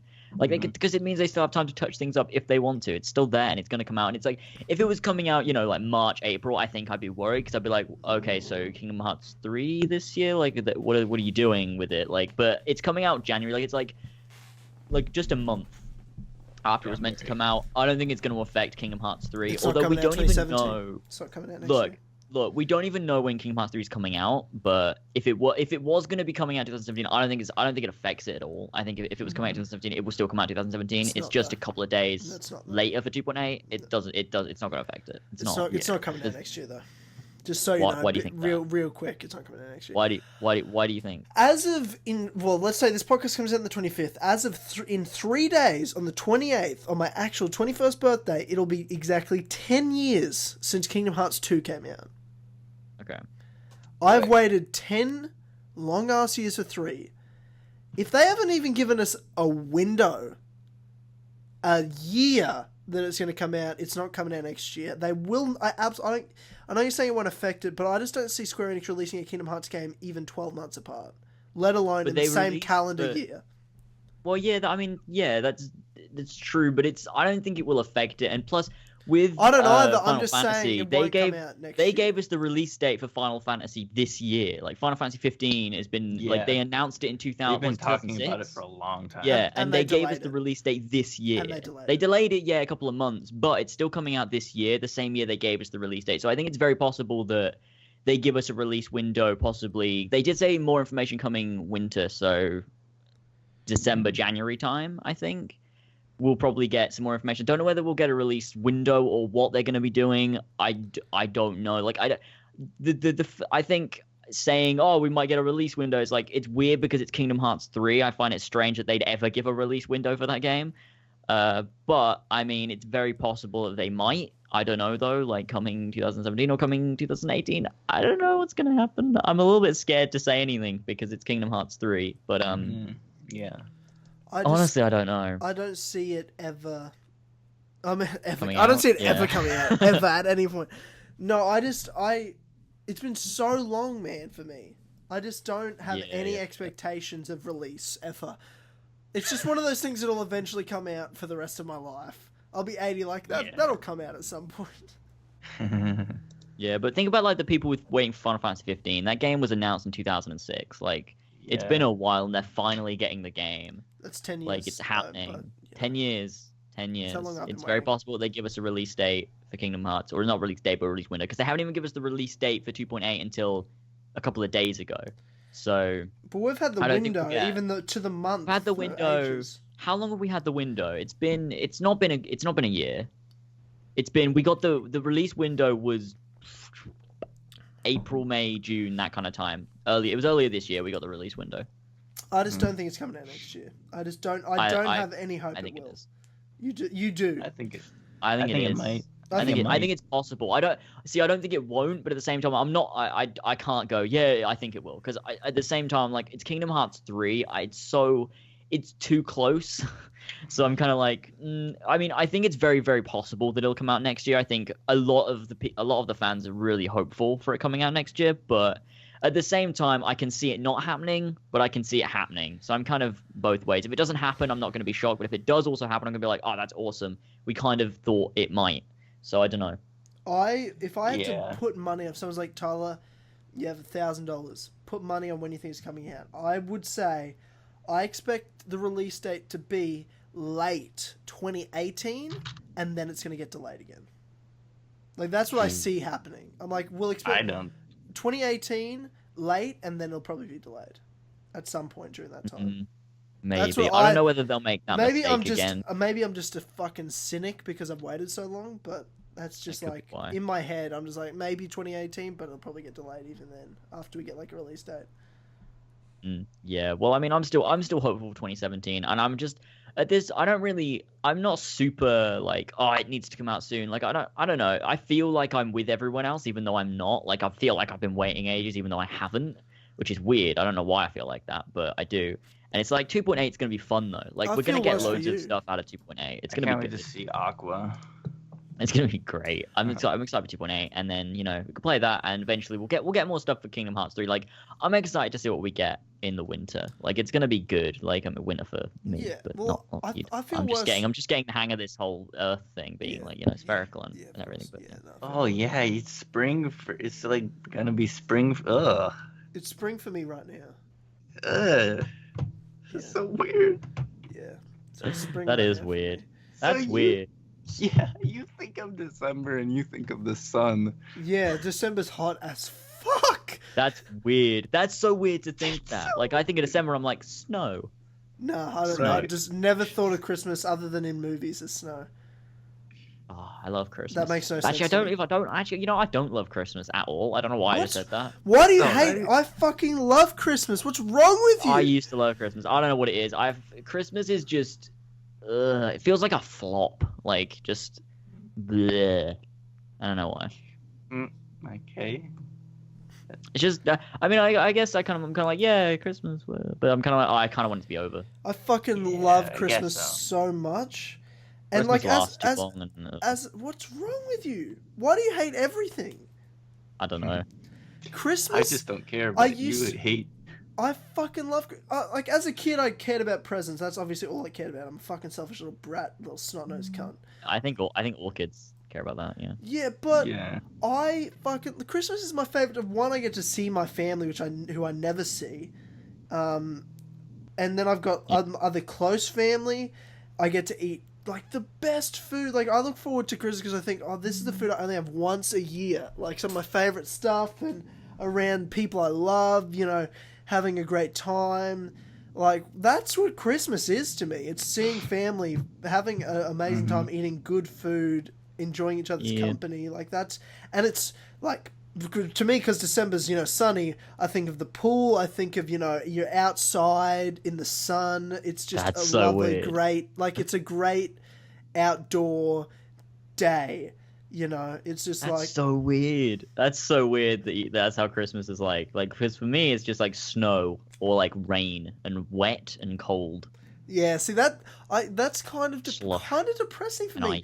In the places where it's snowing, it's kind of cool, I guess. Like, it looks cool in movies and stuff. It's good when it snows. I love that it's you go outside, everyone's out and about. It's all a bit of it's sunny. It's usually always just like beautiful weather and warm, and everyone goes for a swim in the pool, and it's just like, just have a great time.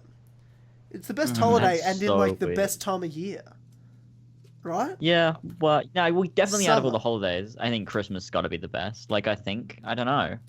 Yeah, surely. Like, all the rest are pretty shit. Like, what the fuck is Halloween? That's pretty American. Like, yeah, it's more of an American. That's retarded. That's actually the most retarded holiday, I think. I mean, it doesn't make sense. Though. Do you do it in the UK? Is that a thing in the UK? Is Halloween a thing?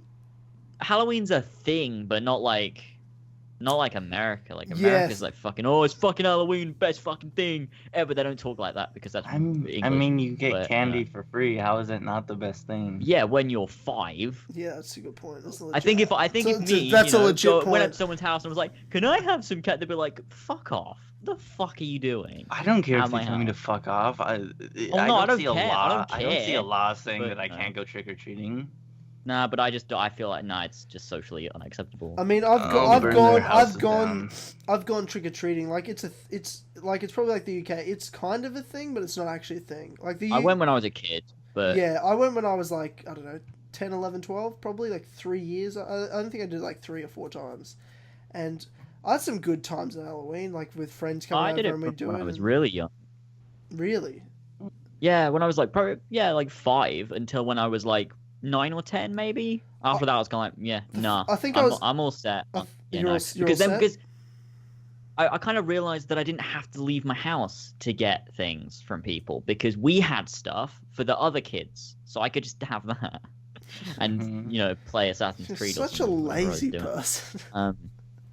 Well, yeah, but no, I don't feel like getting dressed up and going out and knocking on people's just nah. Let's just. Do you guys hate fun? Do you guys hate having a good time? No, I think we just have. We do different stuff for fun. I think. Yeah. Like what? Drink bleach? Yeah, hang ourselves. Sure. Love it when it happens. Love that when it happens. Goals. Hashtag relationship goals. Just hanging together. Yeah. Well, you know me with relationship advice. Me and Ethan were giving you some advice last night on Facebook. We're not fucking talking about this shit.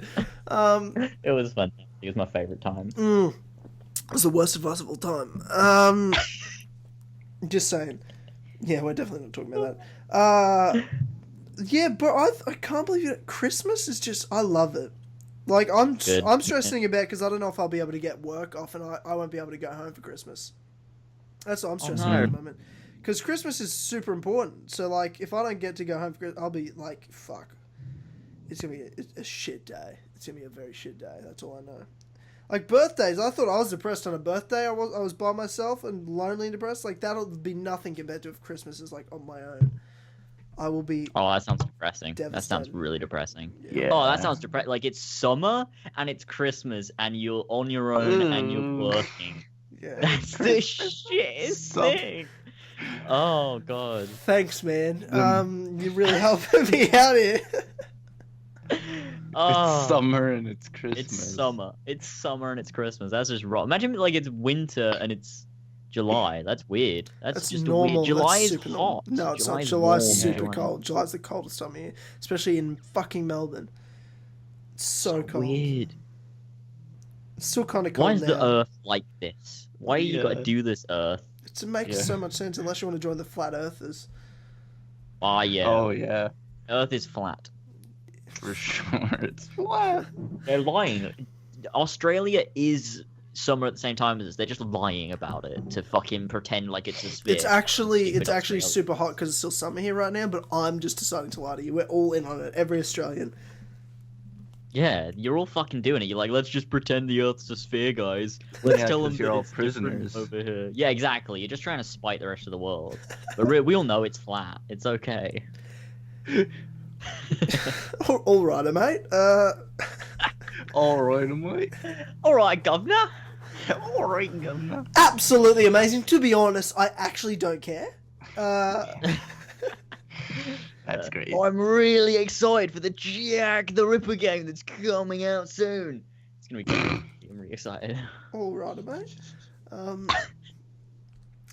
But still, like, to get back kind of more on topic of, like, Kingdom Hearts. Oh, yeah, the Kingdom Hearts, right, yeah, Christmas. Winter, okay, yeah. Yeah, we're talking about that because I wanted to ask... Yeah, I was going to ask, how the fuck did we get on that? And then I remember you said, yeah, Winter, Kingdom Hearts 3 and all that. Yeah. Bullshit. Oh, yeah. Wow, that was such a good segue. I'm impressed, James. Good on you, man. Right, that's cool. Proud of that. 2.8 reaction to the trailer. Victor, did you watch the trailer? Yeah. Oh god, that remix. Oh, I saw Aqua again. It's so good. My sweet Aqua. My sweet, my sweet Aqua. Oh, I love Aqua. If, like, in comparison to the Ezio collection trailer, 2.8's trailer took a dump in its mouth. Oh, Like, yeah. just took It's a metal damned it. Jesus Christ. Just took a big old shit in the Ezio collection's mouth. Yeah. It did, definitely. James, your reaction was you were crying of happiness and then disappointment Oh. for the delay. But what did you think of the trailer? Yeah. Oh. It was amazing. I was just like, the trailer fucking opens with Sora, Riku, and Kairi, and I'm just like, oh, no, what is going on? It's, oh my god. And then like, there's Aqua, and then Terra and Ventus, and everything happens, and then there's the really cool Simple and Clean remix, and I'm like, oh, it's fucking new. Everything got me so happy. You got me excited. I just, it's so good. It was so good. It was so good. And then the release day at the end, I was like, oh no, why has this happened? Square Enix, please. When you saw Ventus, you just lost your shit. I know. You, like, covered your mouth and stuff. Because he was there. Like, it's revealing those characters in the new engine is so cool. Like, Terra in the other trailer, and like when we got to see Aqua, and then you get to see Ventus in the new engine. He just looked gorgeous. He was like a sleeping angel. It was so good. A sleeping angel. Hey man, I think you're too into Kingdom Hearts. No, I don't know what you're talking about. I have a blue-haired angel. Aqua. She's amazing. You sound like you're hard as fuck for Aqua. You can't even imagine. Hey man, have you ever been told she's a fictional character, or... Oh shit, I offended Victor. Victor's triggered. What are you doing? Oh, yeah, but Jesus Christ, 2.8. It's going to be so good. And the fact I haven't played Dream Drop Distance makes it even better. Because I'm getting to play that for the first time. I am thinking to myself, that's even better for you. Because I'm more excited for 2.8 than I am for 3, because I've given, like, again, like 3, I can wait for, I feel worse for you, because you're new to this, right? So to you, 3 is, like, reachable distance. Yeah. 3 is an unreachable distance for me. I'm not even excited for Kingdom Hearts 3 because it's just like I can't even see it in the future. When I see a release date, and I'm within 3 months of that date, I will become more excited than I ever have for anything in my life. But until I'm in 3 months of a guaranteed release date, I don't even think about it. It's nothing to me. I'm excited, way more excited for 2.8 because I'm like, that's going to come out in January. I know it will. Like, you know what I mean? Like, I can see it coming out. So, that's why I'm excited for 2.8, even though I've played Dream Drop Distance, but I'm excited to play it on a console and not have this bullshit DS fucking... Yeah, they've redone the gameplay as well. They rebuilt the game. Yeah, exactly. For the PlayStation 4, so that's it. That's awesome. I mean, I'm just excited purely because I'll get to watch the short film and play. Mainly, I'm excited for 2.2 Birth by Sleep Fragmented Passage. Gonna be so good. New engine. It's like a Kingdom Hearts 3 hyped. demo, and like it's gonna be, yeah, it's everything. It's gonna be so good, like this beautiful mix of Birth by Sleep and Kingdom Hearts 3. That's just gonna be beautiful. It's just gonna be fucking beautiful. And it sets up, and it'll set up Aqua, Terra, and Ventus' story in Kingdom Hearts 3, where we know I know Dream Drop Distance sets up Sora, Riku, Kairi, and the villains of Kingdom Hearts 3 for their roles in the game. So, like, 2.8 is literally, like, Kingdom Hearts 1.5 and 2.5 is, like, Act 1. 1.5 is, like, Act 1, the first game and all the things that surround that first game. 2.5 is, like, Act 2, sets up some of the other characters, like, you know, the Birth by Sleep crew. Obviously, you've got the second Kingdom Hearts game and that sort of second act of the story. Kingdom Hearts 2.8 is, like, literally that's why I guess they call it Kingdom Hearts 2.8 prologue final chapter. Because it's like the final thing before Kingdom Hearts 3, but it's like all the things that sets up. It's like the prologue to Kingdom Hearts 3 in that collection there. Because 2.8, you have every character, these two games, Dream Drop Distance and Point 2, Birth by Sleep, Fragmented Passage, I have to say the whole title. They will set up all the major players in Kingdom Hearts 3, and then you've got that movie, what's it called? Keyback cover, which will just like set up the whole universe from start to finish from 1, 2, and 3, and all the things in between. So it's just a nice, like, see the origins of what began it all, and set up Birth by Sleep, set up Kingdom Hearts 1, and then get, like, the prologue to all the characters and how we're going to go into Kingdom Hearts 3. It's literally the perfect, like, I'm so fucking excited for 2.8. Oh, it's going to be so good. Oh, fuck, it's going to be so good. Oh. You play as Aqua, Riku, and Sora. Like, fucking Jesus. I'm so ready. And I'm excited for the community that's involved in Kingdom Hearts, like, in terms of from the Assassin's Creed community, because you and George have played it so much and streamed it so much, lots of people have gotten into it, but lots of people don't have a PS3. So 2.8 is like the first game lots of people that are into it now are going to get to play of Kingdom Hearts, and that's exciting. That's so exciting. That's very true. exciting. Have you played them before, Victor, or is this your first one? I mean, I've always known about Kingdom Hearts, but I never had a PS2, so I could never play it when I was little. So I would just look at the game guide, and I was like, oh, this looks so cool. Wow. What a loser. But now I have I'm an just emulator. joking. I have an emulator on my PC, so it's fine. So you play it now. You've played them all now. Yeah. Oh, okay, that's good. Not all. Yeah, Not but all of them, but 1 and 2, catching up. Yeah. and Birth by Sleep. Not yet. But you love it. Tyler hasn't played Birth by Sleep, so, I mean... You haven't played Dream Drop Distance. Shut the fuck up. Oh, well, yeah, that's because I have valid reason for that. No, It's you been don't. a while No, you since don't. Birth by No, you Sleep came don't. out. So? What do you It's been a while since Dream Drop Distance came out, bro. You could play it on your No, you don't have PC. You could play it on your Mac. Yeah, No, you don't have could a I? fucking PC. You got shit, man. Yeah, you just get an emulator. On a Mac? It works exactly the same, yeah. I Yeah. don't think it does work the same. On a Mac? Yeah, it Mac does. It can't works do exactly things. the same. Mac can't do things. Please get a PC. You just download the program, and then you just run it. I am It not works going to exactly get the a same. PC. I'm fine with my Mac. Why? I don't What's want wrong with I you? don't want a PC. Ugh. I don't want a PC. Macs are so overpriced No. and underpowered. Like, you're paying more for less. when you get a Mac.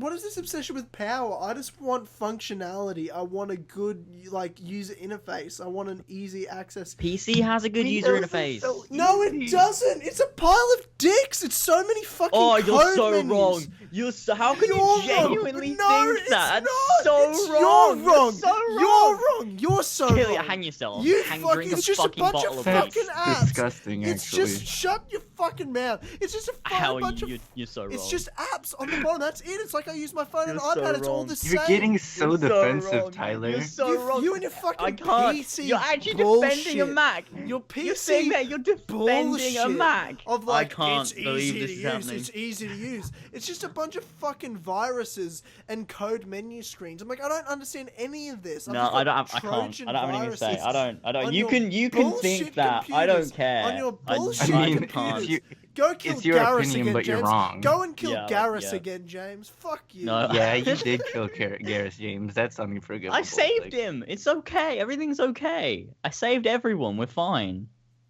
Why are we talking about Mass Effect 2, huh? I just What wanted the to fuck use just arguments happened? against you. I mean, I'm the girlfriend that brings up old arguments in current arguments. You did this thing 3 years ago. What are you talking about? It doesn't matter anymore. It does to me. Get We some never tap resolved water. it.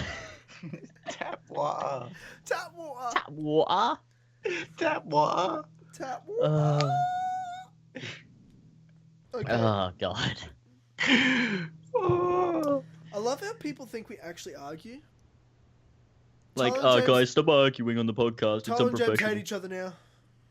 They don't even like each other. Breaking the KCC. People thought we hated each other when we did the multiplayer battle hype videos. Yeah, that was Mhm. great. People thought there was legit hate there. Like, people this is told really me- sad. you You do realize it's just Assassin's Creed multiplayer, right? I'm Like, number yeah, one. Well, people Jesus. Number told me to one? kill myself, and they're like, James will beat you, kill yourself, and I'm like, this is the greatest, my favorite comments of all time. Like I remember, Oh, I think I've God. talked about it before. Like I was showing my parents people telling me to kill myself on my challenge video, like not my first one, my second one where I'm just acting like an arrogant prick to James, and there's all these comments saying, James will beat you, you're such a pile of shit, how you talk so much shit, you're so shit, fuck you, kill yourself, you fucking arrogant cunt. Like things like that, and I was reading it to my dad, and me and him are just laughing so hard. Like they're my all-time favorite comments to read. Way better than Oh, anything it's nice. brilliant. Nice comments bore me. I like things that people are offending me. Oh, it's fantastic. Or trying to. It's so funny. Mm-hmm. It's so It's the funny. It's so best. funny. People that get mad because they think one of us is better, and they're like, they could your subs will come over to my video and they're like, "Fuck off, Tyler's better. What are you fucking talking about?" And like my subs will go over to your video and they're like talking shit to you, and like the people that think it's serious and they're like, "Guys, I've like." Stop arguing, like it's just a game. It's like, I know it's a game, that's the point. No, and I'm saying, are you kidding? Are you serious? Fuck no.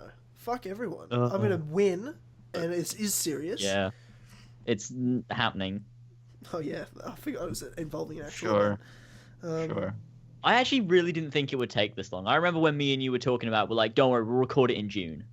It's fucking September. We had a plan. It's not happening this year. It's not happening this year. Yeah, well, yeah, it will. Okay. Then. I'm too busy. I'm too fucking. I barely have time to have a channel myself. Yeah, you're Let a very alone busy boy. do extra shit. I did 2 videos this week, and I'm like, oh my god, no, that's not a big deal. But like, the last couple weeks have been so freaking hectic, and I talked about in the last podcast how hectic it's been, and then like going into this week, and holy shit, like I go into the week and I finish off on, I think it was Thursday, maybe it was Friday, right?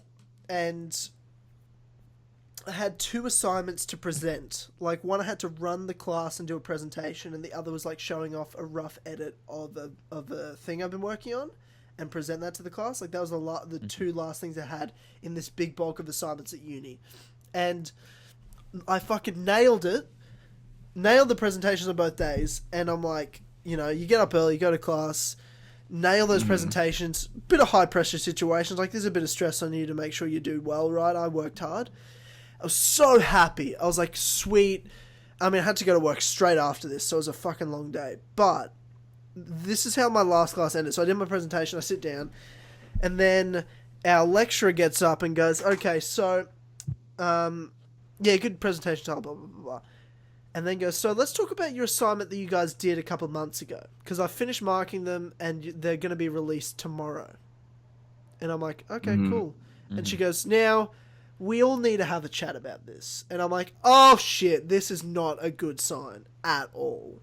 Like, when a teacher goes, we all need to have a discussion because these were horrendous. Yeah. And someone goes, wait, did we all fail? And she goes, not everyone.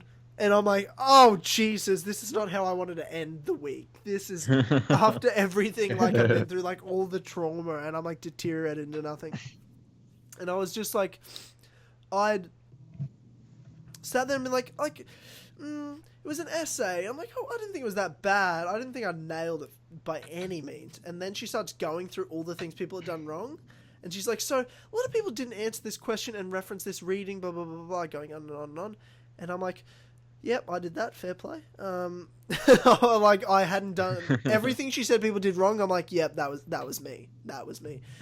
So I was like, so I failed. I just had it accepted in my head, and I go into the next day. I'm at work, and at 3 p.m. rolls around, and that's when our marks come out. So I go on break to check my mark, and because I'm not. If I failed, I don't. You know, it's not the worst thing. You live and you learn. I'll still pass the whole class. I'll just try to nail the other assignments. It's not a big deal. A little bit disappointed in myself, but what can you do? Nothing to stress about. It's done. I'm not going to be upset about it. But I'm only nervous and stressed out because I had to wait 24 hours. I hate the waiting. And just like, you've told me I failed. Just let me get the mark over and done with so I can at least plan how much percentage I need to get and the other things to pass. And I look, and I fucking nailed it. Like, I got a great mark, and I'm like, wait, I was like sitting there like, please just be like a pass, like 50%. Like, if I just pass, I'll be stoked. I look at it, it's like distinction, and I'm like, what the fuck? Something's wrong here. Something is so wrong here right now. But I read it, and I audibly just laughed out loud so hard, because I mean, there's no way this is right. Something is wrong. Something is drastically wrong. I still haven't even read any of the feedback. I just checked the mark. I'm like, yep, good enough for me. Probably should actually figure out, did I even do, like, what did I do that managed to get me that mark? Because I don't know. So the week actually ended up being great at the end, but god damn, that was horrendous. Like 24 hours leading up to it, just believing I'd failed. I was like, oh, it's over. You failed. Yeah. But man, God was I happy at the end. God damn it. I don't know how we ended up talking about this. Yeah, no, I don't know. I'm sitting here, I'm kind of like, I don't remember why we're talking about this, but What? What? All right, mate. All right, mate. You know, I'm really scared right now because Skype is not responding, and I don't know how I'm still in the call. Yeah, you are still on the call. Yeah. Yeah, I don't know how though. Don't touch anything. Just don't touch anything. Yeah. You could crash at any minute. Just don't touch anything. I'm not. Okay, well, just do nothing and don't fuck it up. All right, mate. We got this. All right, Okay, Dynamite. So what were we even talking about? What's going on? I forget. I have no idea how. Dumb story. No, I'm just kidding. Well, I'm trying new things today, and I'm just getting thrown in my face. This has been a little bit of a weird episode of Kill Chronicle. I'm not gonna lie. It feels very. I think it's when we pre-record them, they feel different. I don't know what it is. Something about it. I don't know. Yeah, like, and I agree, it has felt weird, but I don't. But we pre-record them sometimes, and they're not like this weird. this is weird.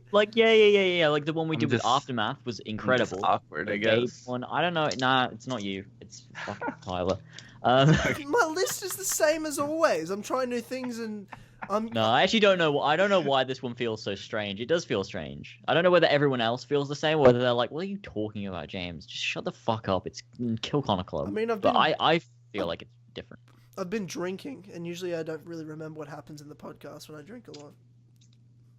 I think it's because we're more friends now. We're a couple of 1, 2, 3 buddy boys. That's true.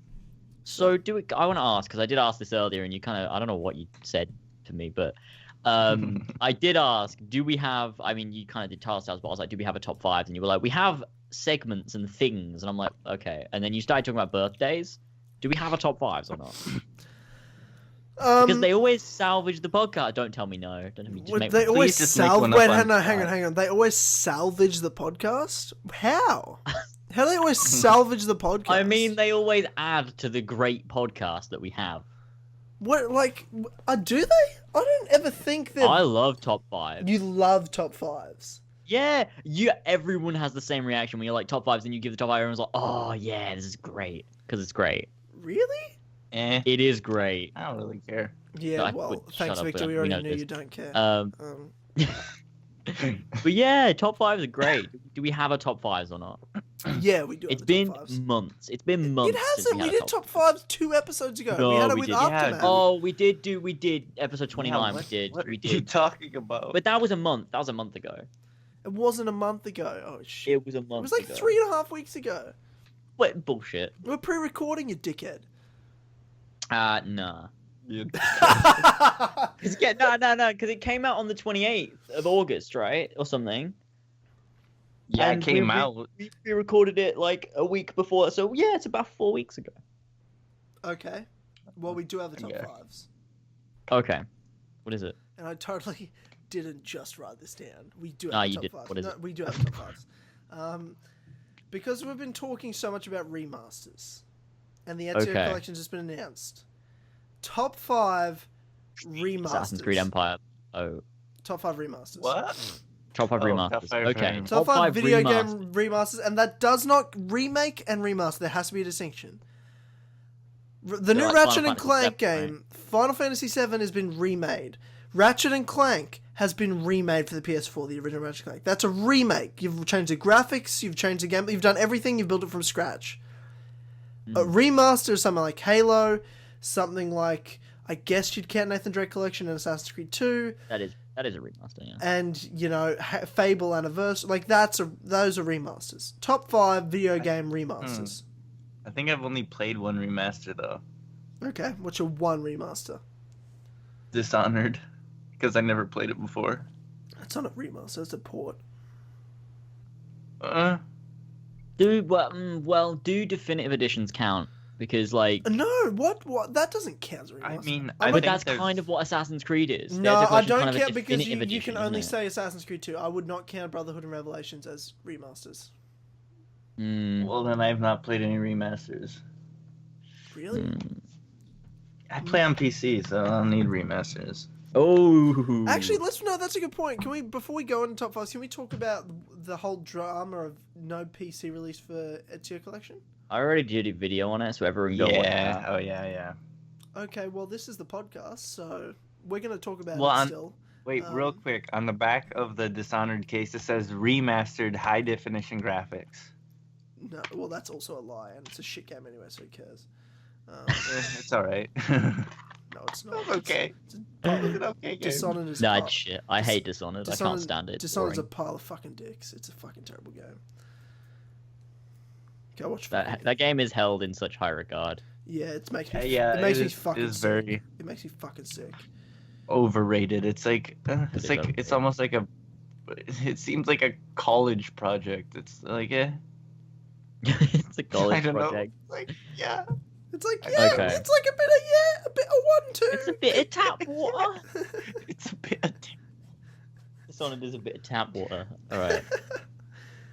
I would prefer to drink your tap water, James, than play Dishonored. Oh, it's great though. It's a great time. Honestly. It's a great time. Yeah, you're gonna have to send me some then. Well, I will. I've already shipped some off to Nick Aftermath, so I can Are send you you some too. serious?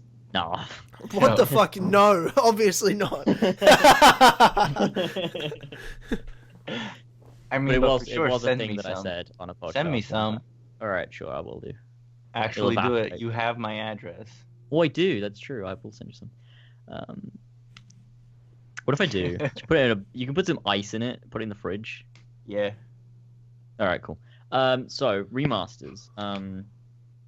Top 5 remasters. Well, I'll go because I'm me. So, top 5 remasters. Well, Halo's a remaster, so that's got to be the top one. Yeah. Surely, like, Which would one? do I count? Okay, so I can't say Master Chief Collection. I have to say Halo 1 or 2. Yeah. Individual games. Well, 2. 2 would be at the top because Okay. 2 is better. Okay. And I guess I'd have to have 1 on there as well, though, because they're both amazing remasters and they're better than anything else. They're probably the So- best remasters that exist. Yeah. You can't really count GTA 5 for PS4 as one, huh? Nah, it's not a remaster. What? Just because you put it on another console does not make a remaster, and that includes Dishonored. That fucking includes Dishonored. That's the The same thing as is, though, Tomb- it's so weird. Like, I think it's more like what Dishonored, GTA, Tomb Raider Definitive Edition, Sleeping Dogs Definitive Edition. I think what they are is they're more enhancements for next gen than like Black Flag. Black Flag's not a remaster of 360 Black Flag. I think it's more. The game came out just as next gen was kind of being released, so the previous gen one is a lesser version of the actual game. And I think. Like, people, Right. it makes me so fucking infuriated when people say remaster when they're talking about a fucking port. It's a remaster definitive edition of Dishonored and Tomb Raider. Shut your fucking mouths. First of all, shut up about it. Don't ever say remaster just because something's been ported over. That's not a remaster. You don't know what a remaster is. Play Halo Anniversaries and you know what a remaster is. All you've done, it's like when I'm sitting in the video editor and I'm like, I finished this video. I'm going to export it in 720p. Or then I'm like, nah, because YouTube can handle 1080p, so I'm going to export 1080p. That's what I'm going to put on Xbox One. yeah. That's all it is. You've exported it off your fucking system differently. You haven't done anything. It's not a remaster. Don't ever say remaster, Bethesda, about fucking Dishonored. Jesus fucking Christ. I'm so sick of this remaster. Like, I've brought up think this that remaster conversation again. I'm so sick of this remaster conversation of people not knowing what a fucking remaster is. But when you remaster something, surely it's mastering it differently. Wait, what? I heard Like- actually nothing of that rant because my computer cut out. Damn, well, you can listen to the podcast. I just yelled a lot and said things angrily, as usual. Yeah, see the thing is though, with things like I played the Sleeping Dogs Definitive Edition, and that to me feels like a remastered version of the game more than an enhancement of a game. Like that game's definitely remastered more than Brotherhood Revelations. Like those are enhancements. Sleeping Dogs to me, the new version feels like a remaster because they redid textures. They redid lighting and shadows. And also, I don't know what you'd call it, but the rain looks way better. I don't know what that is, but the rain looks better. The shine on the cars look better too. Like it feels more like a remaster than a definitive edition. But it's called Definitive Edition. But the graphics are way updated from the previous version, which I guess so that does kind of count as a remaster, even though they didn't call it a remaster. Makes sense. What would you describe The Last of Us? Is just a port? Last of Us. Ooh, no, that's not a port. It looks better. I think that's a remaster. If Uncharted is a remaster, then Last of Us is a remaster too. Because I think Last of Us, like from comparison, looks better and way better in the remaster. Way better in terms of remasters. But I think that counts as a remaster because it's called The Last of Us Remastered. That's the name of the game.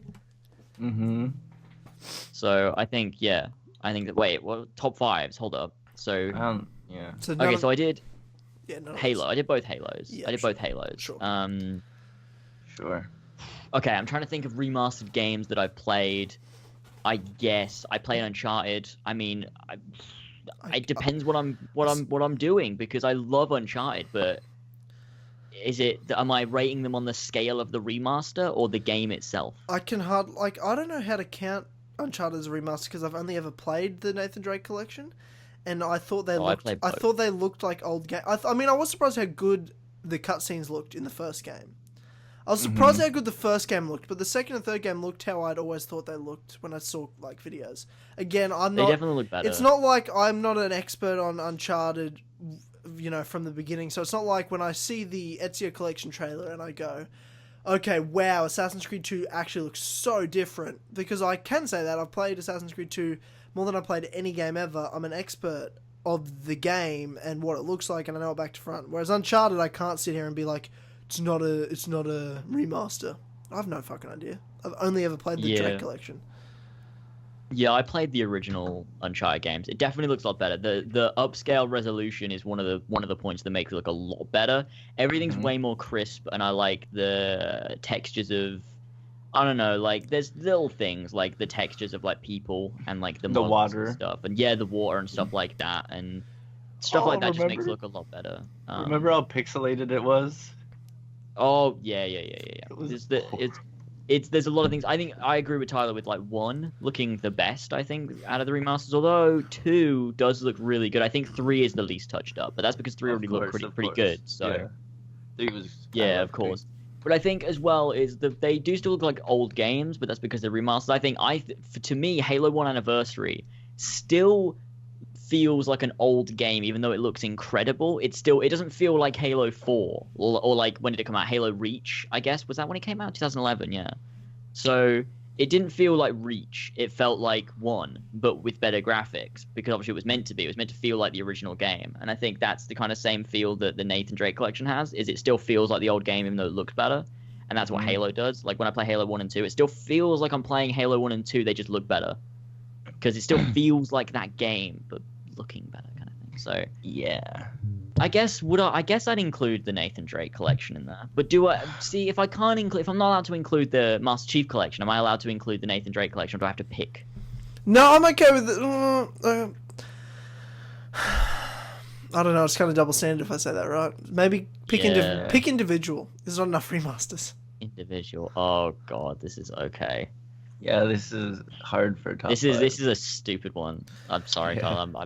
Can you make a new one real quick? Oh, for fuck's sake! Everything I've done on this podcast today!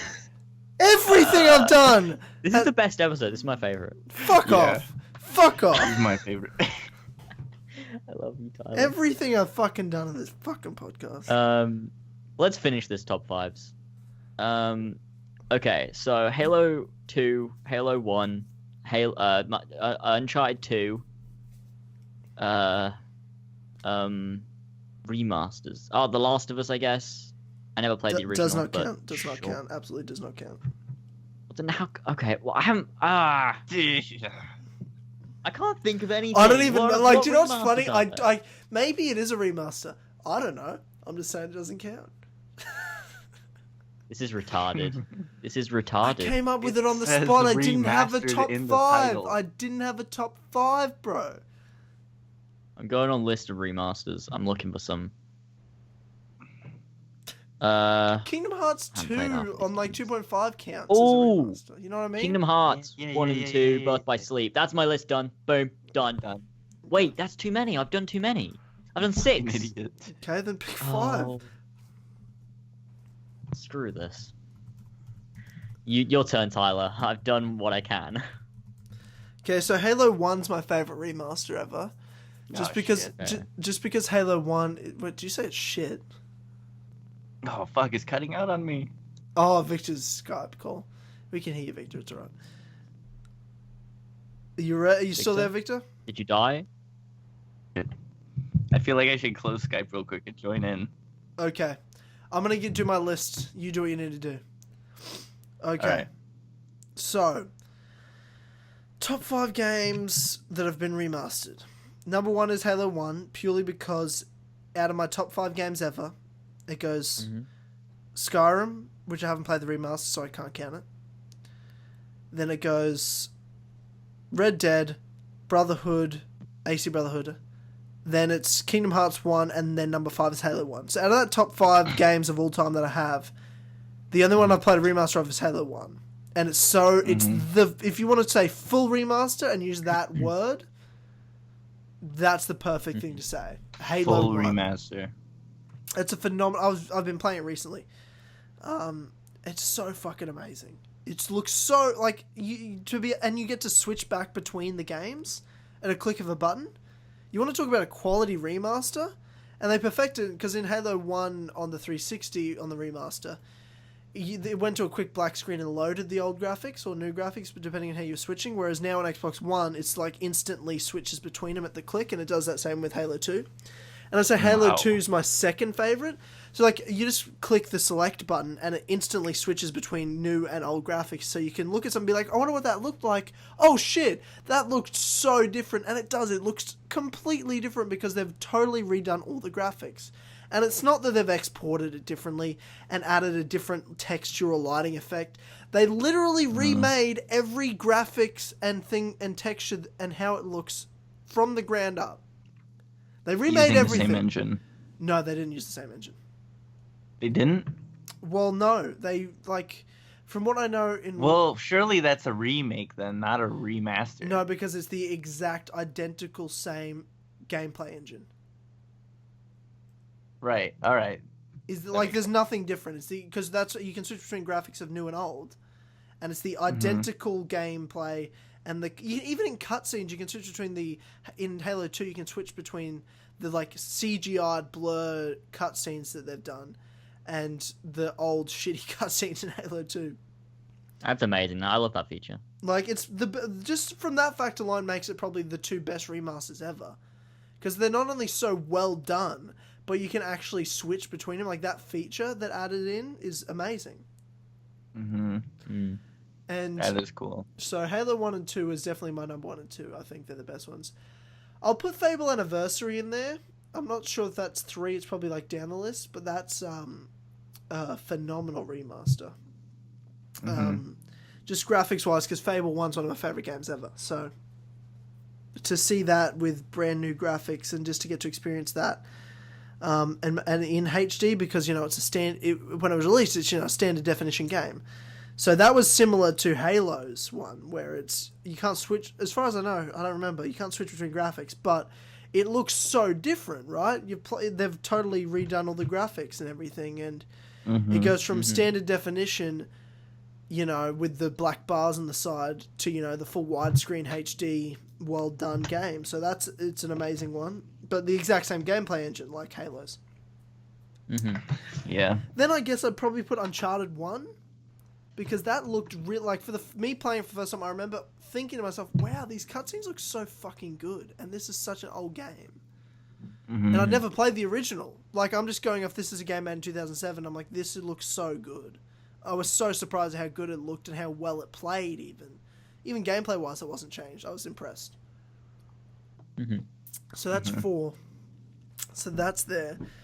And then, I mean, I haven't played Assassin's Creed 2 and I haven't played Skyrim. But what's changed about them? The graphics, right? So, Yeah. I've played the games. So by just seeing it, can I say that? I don't know if I can count those on my list. I think you can. Yeah, you can. I'd probably put Skyrim then. Because I get mods and I get the graphics looking really, really, really good. So, I'm going to say Skyrim. Yeah. True. I think I think I'd count on mine actually fucking the Batman Return to Arkham because I think that looks really good. Yeah. It definitely looks way different graphics wise, so Yeah. And- I think I yeah. put that on my list somewhere. I'm impressed. That was a weird I top love five. Batman. I love Batman too. No, you don't. You hate Batman. No, I stream the games all the time. No, you don't. You hate Batman. Tell you what I'm excited for, Well, that because was- it's partly why I got a PlayStation 4. Crash Bandicoot remasters. Is that a remaster or is that a remake? Is it a remake? They did say from the ground up, so that's a remake, right? 1, 2, and well, it's not 3, but yeah, it's the third one. Yeah. I forget what it's called. But yeah, they've done the crashes again. Yeah, is it a remake, totally gameplay wise as well? I'm not sure. Playing I feel like it is. playing Crash Bandicoot in Uncharted 4 was so cool. So cool. That was cool. That was cool. That was good. Fuck, I that was game like, cool. oh, when they started the game up, I'm like, oh, they're just gonna show a generic game, but it was like the PlayStation opening. I was like, what the fuck? And then you actually get That's to play it. That was so awesome. And the Yeah, that was so dialogue awesome. that goes on, and the longer you go, like I replayed Uncharted 4's like a couple of my favorite chapters, and I obviously did that one because it's probably my favorite chapter because you've got the attic. I didn't call it a basement this time. This You didn't go to the basement this yeah, time. we Okay. nailed it. A beast. So yeah, and he's in the attic, and I love that scene's such an incredible scene too, because every time you pick up a notebook or an artifact from like 1, 2, or 3, it has like the music plays from them. So much nostalgia. And then going on to downstairs, and you got the great scene with Elena, and it's like, oh, that's so adorable. And then you play Crash. I'm like, this is the greatest sequence of a game ever. Like, this is just pure feels. They're like, we don't give a fuck about story or gameplay. Here's just feels. All the feels in one thing. Yeah. So, like, It's great. that's crazy. But in terms of talking about Halo and the remasters, right? We all know I love Halo. A lot. Yeah. It's probably my favorite franchise of all time. Now, it's hard because my top 3 is like Assassin's Creed, Halo, Kingdom Hearts. They all have, at one point, been my favorite franchise, and they all kind of change depending on what's going on.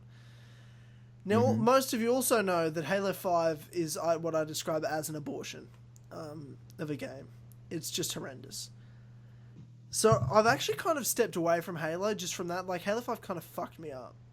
I haven't really played any of the old Halo games. Like, I used to replay them all the time. Like, I've just kind of it's kind of a little bit of me died. A little bit of me as a gaming fan died when I played Halo 5.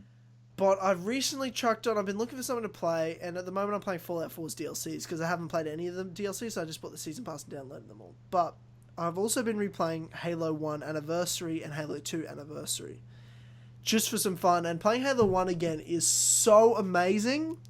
And, I stand by the fact, in my opinion, that Halo 1 is the best Halo game ever. It's fucking amazing. I love it so, so, so, so much when I play it again. I just remembered, I'm playing it again, and remembering having the nostalgia, remembering how good it was again, it was so nice to revisit Halo.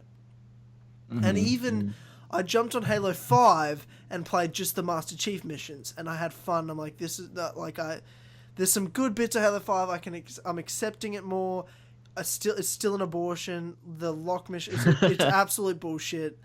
But there is some there's Halo in Halo 5. Like, there's just pure Halo moments with the Master Chief missions. The gameplay's so well, like, it's such a well-made game. It's just the story's so horrible. It disappoints me.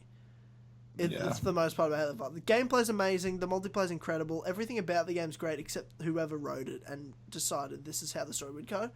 It's horrendous. But man, was it good to remember why I loved Halo so much. And I was just thought I'd bring that up because, one, we're talking about remasters, but also, like, when was the last time you guys played Halo? Victor, have you even played Halo? I've only played Halo 1 on the original Xbox. You played the best one, so that's okay, kind of okay. Yeah. Did you like Halo 1? Yeah, it was cool. I remember I had a lot of fun with it. That's true. James, where's the last time you played Halo? We were going to do, like, a Halo 5 Legendary walkthrough together. Didn't happen. Well, that's because we both played Halo 5 and we're like, fuck that game. Fuck that game. I'm not playing. True. That's true. I don't think I could put myself through that again. Yeah, valid reason that didn't happen. But it's not to say we couldn't one day do like another, like a Halo 1 or a Halo 2 or 3 or 4 or something. Yeah, that's true. Last time I played Halo, when was it? Jesus Christ. It must have been a little while ago. I think I played a lot of the Halo 5 multiplayer when that came out, and I kind of touch it every now and again. I kind of pick it up every now and again. I give it a bit of a fondle. I give it a genital fondle. Yeah, just give it a stroke every now and again. But I play a lot of the Master Chief Collection when Elva's over, because it's the only multiplayer game that she plays, so we tend to play it together, and Halo 5 doesn't have split screen multiplayer, so we play the Master Chief Collection. But yeah, that's probably the last time I played it. Was a couple of months ago. But I kind of feel like I need to replay them all again. I think me and George did that recently, actually. It wasn't recently. It was before Halo 5 came out. We replayed all of them on the Master Chief Collection on co-op, and then when Halo 5 came out, we played Halo 5, and that was good. That was a fun time playing all the Halos again. Halo 3 is my favorite, just because I love the multiplayer, and it was the first Halo I played. Yeah, Halo 3. That makes sense. And I love Halo 3. I put so much time to Halo 3. And I love all the Halo games. Halo's such a great franchise. Halo 3 is probably my second favorite of the franchise. Halo 4 is very close behind it. And so is 2, though. Like, all the Halos are like, it's one of my favorite franchises. So all the Halos are like close together, except 5. But 1's to me way above the rest. And then it's like very close, 3, 4, and 2, like all very clumped together. But... I get it, 3, because 3 was because it was the first one on the 360. It's when a lot of new players came in, and it's a very it's probably the best multiplayer until Halo 5. I think Halo 3. It's hard to compare. It's been so long. It's been 9 years, but Halo 5's the best. I always describe Halo 5's multiplayer as the best multiplayer since 3. But yeah, that's what I is it better than 3? I don't know. It's been so long. You can't really compare. I'd say technically, yeah, it's better than 3, but. I don't know. Like, I guess in the sense that I enjoyed 3 more. I played way more 3. Like there was, I guess it was a time when 3 came out. It was kind of like that time when I'd get home from school and me and my friends would all just jump on Halo 3 and we just fuck about on Forge, or we play some matchmaking or play custom maps that we downloaded and just fuck around on the game. And it was just so much fun. I love playing Halo 3. I think that's the beauty of Halo as a whole, because it's not just a great storyline to me. When I think of video game memories with friends, I think of Halo first, because Halo is a friend's game. Because it is split screen, not just multiplayer, but also single player. It's the game you play with friends. I remember there was times in high school where Harlan and I would play every weekend. We would decide to play which Halo game would we play, and we'd do it on Legendary.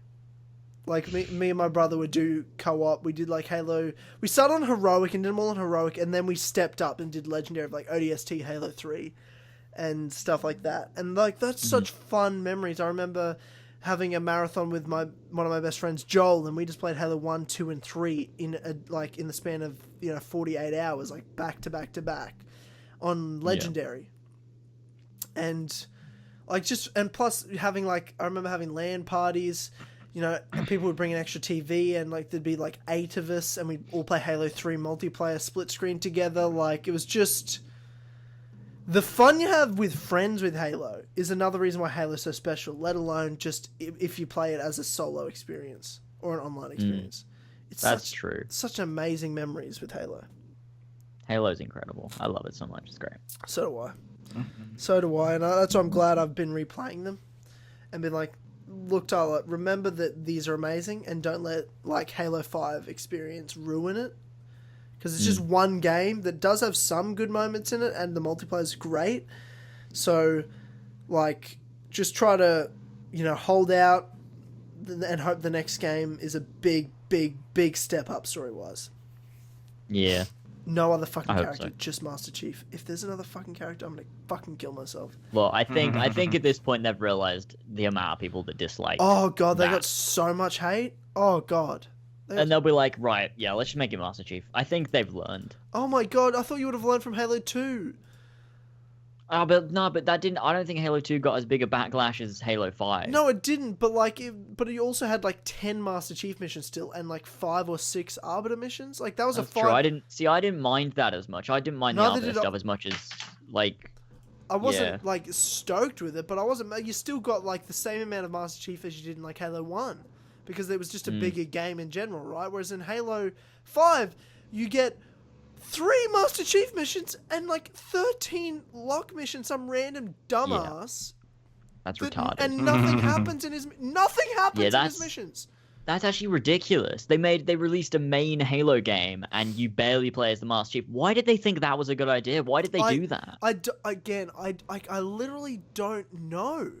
That's why Halo 5 so fucking haunts my. retarded. That's why a bit of me died as a fan of of like video games in general. A bit of my fandom died in life because of that game. Because I have no rational explanation. There's nothing in my head. There's no differing opinion. Like, I have no rational explanation as to why they would have done it. And someone tries to say, 343 are just trying to bring in the new character. Like, 343 aren't that dumb. They weren't trying to do that. They literally just wanted to tell this. They just literally wanted to tell this story. And that's what fucks me up, because I'm like, with what reason or rational thought was that the story you wanted to tell? I just don't know. I don't know, and weird. that's what fucks me up. That's what fucks me up. It's because I don't know. To this day, I don't get it. I don't know, and it makes me upset. Yeah, that is weird. That's weird. I don't get it. Oh, Jesus. Yep. Jesus. I just checked Twitter, and I've got this Twitter account that retweeted me, and it's just, what's the account called? You dead, watch yo back. At I don't play is pray. And it's just like retweeted my tweet or quoted my tweet and said, please fuck me, go to link.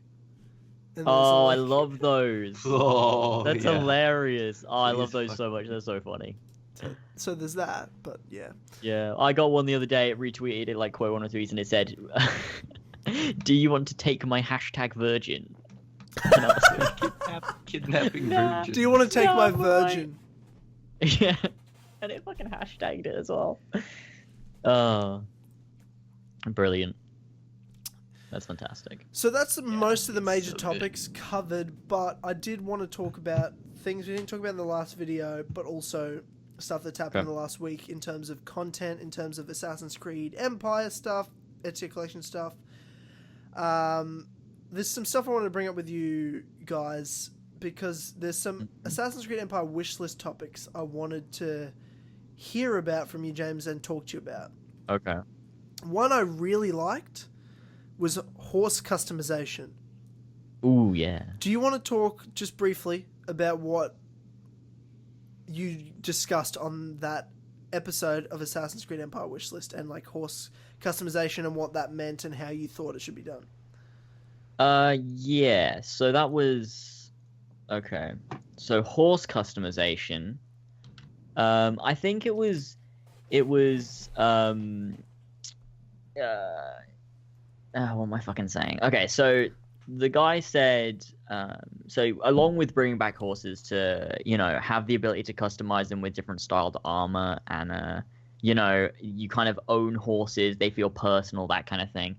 And I think it's just one of those cool features that you don't have to necessarily do if you don't want to. It's just there, like if you want to go, like how in Red Dead you could buy like the deeds for horses and you'd have a horse, and then like at the assassin base, not in Red Dead but Empire, you could go back to the assassin base, like you'd have a stable where you keep your horse, you have to kind of like look after your horse. You can also upgrade it with like different styled armor and stuff like that, and depending on what you do with the horse, like maybe you could be embraced and stuff like that, like the horse could become better, and it's like personal to you, and like you could name the horse, call it in when you want with like a whistle ability or whatever, and it's just it's your horse, and you just have that kind of there for you, and it's kind of, it feels more personal and things like that with customization. Like customization needs to feel personal rather than just put in for the sake of it. And I think customizing horses, that makes them feel more personal. They have it in like The Witcher and stuff. And then like the way you could customize Monteriggioni, not necessarily customize, but it was, upgrade, and it felt really personal. Like that was your home. And I think that's something they need to include as well, as like the base customization, so that you can customize your base. It feels personal. So upgrades may be in different ways, so you can choose different upgrades. Like it's with like the Half-Buy DLC for Skyrim is when you build your house, you build certain things. Like you can build a armory or a library depending on which you want to do, because you can only build one of them, kind of thing. And maybe they could do that. You can choose what you want to build, which suits your play style and things that you might need and how you want it to look, and like customize the interior and just make things feel personal to you. And I think horses add to that. So yeah. I like the idea of horse customization. It's something I've wanted for ages, to be honest, that I've thought about for future games. I actually, like, back in the day when I thought, like, what if they went to Australia for an Assassin's Creed game? I always thought horse customization would be essential, right? Or because it's just be the only interesting thing about the game in that setting. Yeah. But like you said, it's about a uniqueness. It's about a bit of yourself in the game, right? And it also makes it a unique experience in that sense, right? When you have that certain customization elements and it's unique to you, it just adds to enjoyment, I think, of almost any game. Like the Normandy of Mass Effect, and, having a horse that you can customize and, like, add, instead of, like, your tool belts or pouches in the Ezio trilogy, where you'd get more room and stuff, you could do that on your horse, because that way you don't have to carry it. Your horse carries all this stuff. So you add a new saddle that can carry more of this and that and the other, and you have a campsite or whatever, like Red Dead had. Like, there's so much you could do with the horse. Get a better horse with faster stats, like, if you make horses a big part of the game. But I think customization, at least to a certain level, would add a lot and make it a bit more of a unique experience and make it yours and make you care more about that sort of thing. And it's not just a random horse you pick up. Yeah. That's true. Makes it your horse, which is good. The only thing is, someone pointed out to me... I was literally about to say that too. I was going to say, you're my horse. Victor. The thing is, people said to me is like, they didn't use horses in ancient Egypt, they used donkeys. And they didn't use camels because that was only Persians in that time period. They didn't use horses, it was donkeys. No, they used horses, so... Man, I love donkeys. Donkey customization. No! Next video! Empire donkey customization. It's a video game, just use fucking horses. I don't care if it's historically accurate. I say this accurate. all the time. I always use the two examples of Black Flag ships move far too quickly for that time period. Yeah, but they of did course not it's a video move game. That quickly. Yeah, but of course. And also in Paris, the catacombs under the city are historically inaccurate completely, but it adds to gameplay. That's why it's there. I kind of think that one's a bit weird, but they do it all the time. So if they want to put horses in, they'll fucking put horses in. Yeah. So who gives a shit? People that sit there and genuinely get mad at things like that are retarded. Like, I wanted realistic sailing. I wanted it to take half an hour to turn my fucking ship around, and I can do it in 5 seconds, and it's easy. It's fucking... I don't like it. I don't like this. It's shit. It's too inaccurate. It's too inaccurate. It's too well made and easy to use. Oh, God. People that complain about that, like... I get things like the rope launcher, because well, of course, that was retarded. That was some bullshit right there. So retarded. But of course. I get it when they put things in the game that just doesn't need to be there and is historically inaccurate. It's like, well, that's retarded. Why are you doing that? But things like having horses in ancient Egypt isn't the worst thing to ever happen in the world. It's nothing. So, I mean, who cares? Plus, we don't actually know. I mean, we weren't there, so who knows what fucking... They could have used fucking dinosaurs, for all we know. Well, no, we do know. That. Yeah, definitely did not do that. Yeah, we definitely do know. But yeah, like, I'm sure some people used horses. Like, and I don't give a shit whether no one used a horse ever. Put horses in the game. Yeah. Is it like people keep saying, "Oh, camels"? I actually kind of think it would be really weird to have a camel as something you would ride So would I agree. in Empire. It would make me feel so. I'd be like, "This feels so gimmicky." I'm riding a camel in Egypt. Like that's. I mean, I get that that's a thing, I think it'd be kind of cool. I mean, yeah, but it'd be weird, wouldn't it? Like I'm riding a I don't. That's The weird. way they move. Oh, they move so funny, like 35-mile-per-hour camels from the fucking design document. Brilliant. No, just Brilliant. run. Just run, bro. Run from Athens to Egypt. Yeah, Oh, yeah. yeah, Just run there to is Athens. to Yeah, Athens. it's brilliant. Oh. No. Public, of course, the great Publicola. Publicola came out of that, and it's I incredible. have to do that dumb podcast today with Nick. Why With the haven't cream. That's hilarious. Why haven't I been on the podcast, Victor? Do you want to come on? No, I don't care. Not anymore. Now that I haven't been invited, I don't want you to invite me because I'm inviting myself. I want you to want me. I invited Billy, but he said he was too busy.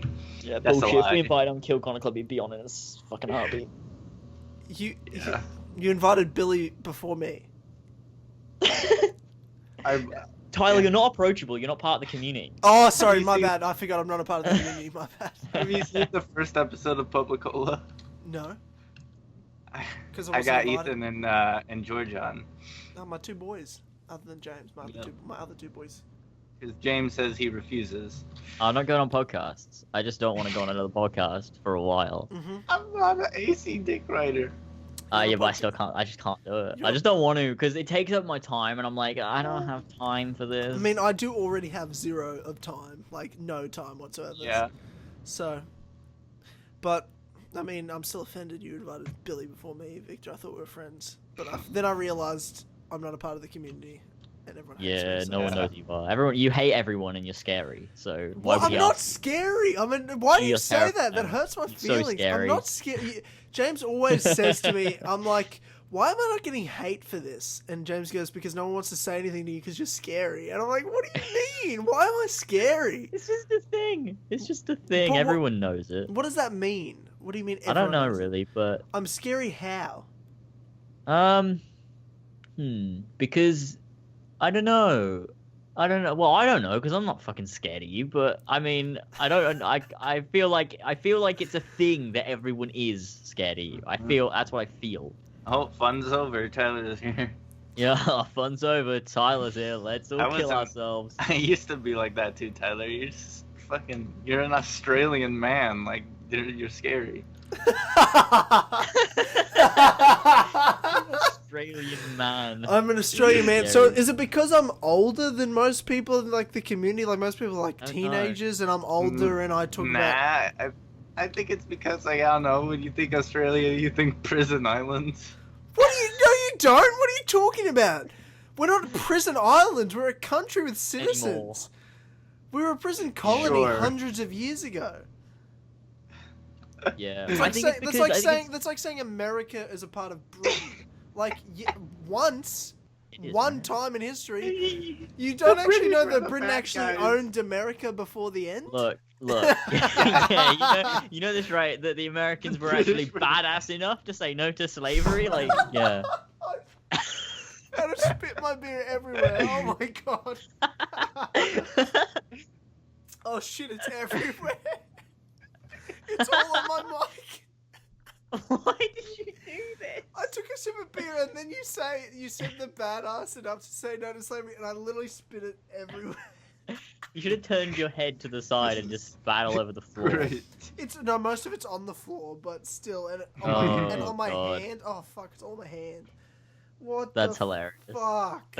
That's hilarious. I haven't spit a drink out in so long. Yeah, you know, Britain actually owned America all the way up until the end. Oh god, that hurt. Yeah, the British were the bad guys in this situation. Yeah. Some Yeah, British they were. 13-year-old saying, "You're all 11. You're all 11." You're 11. You're all probably 11. Shut up, you English twats. You're all probably 11 and don't know what you're talking about. And I know all about the American Revolution. I know exactly what I'm saying. Listen to me. Don't look it up because I might be wrong, but please, I know I'm right. We actually sure. owned Oh. America before the end, and America was badass badass enough. badass enough to say no to slavery. I was actually a retard. I was actually a fucking retard. I can't believe I put that on the internet. I was so confident. You are a retard Your still, though. your whisper vlog. Oh, Assassin's Creed 3 bed blog, yeah. I'm playing Minecraft Yeah. Pocket Edition. Playing that. Minecraft Pocket Edition is pretty awesome. It's pretty awesome. Is it, James? Is it? Is that awesome? Okay, right. Well, Even when Minecraft was good, that was the worst. Yeah, I know. Yeah, I woke up at 5:30 a.m. to play Minecraft Pocket Edition. Why didn't I just wake up? Why didn't I just go and wake up and play my Xbox? What was I doing? Like, why was I in bed? What was I doing? Why didn't I just go and play my Xbox? It's weird. You do it now. You just don't go to sleep and it's 5:30 in the morning. You're like, I might sleep soon. People think I don't sleep, but I do. I know you sleep, but you sleep at bad times. Yeah, dude, you sleep at a weird time. Like, I was on Twitter and it was midnight for me, and that's 6 a.m. for you, and I know you hadn't slept yet. Yeah, I know. Well, see, the thing is, I spend the entire day working on videos or streaming, and then I'm like, oh, now I want to do something that's not that, and I end up just getting carried away playing like Mass Effect or something. So that's what happens. Which is, it's fun though, and I still manage to be productive and get stuff done, so everything's good. Classic. Oh, so classic James. I feel like I'm in the mood to talk about this next final kind of topic, because you're this week's Empire wishlist. Because I'm definitely drunk, 100%. I've had a lot of beer, but it's only probably the last 10 minutes I've realised that I'm drunk. Okay. And I'm burping a lot, trying to hold in the burps. Sex and gore. Oh, fucking. Just explain to me exactly what crazy people are like. I want to jerk off to video games. Can they put more sex in? Nah, you know what it is? It's people were like, I want a more mature game, and I was like, oh, I can clickbait this because people will click it because I put sex in the title.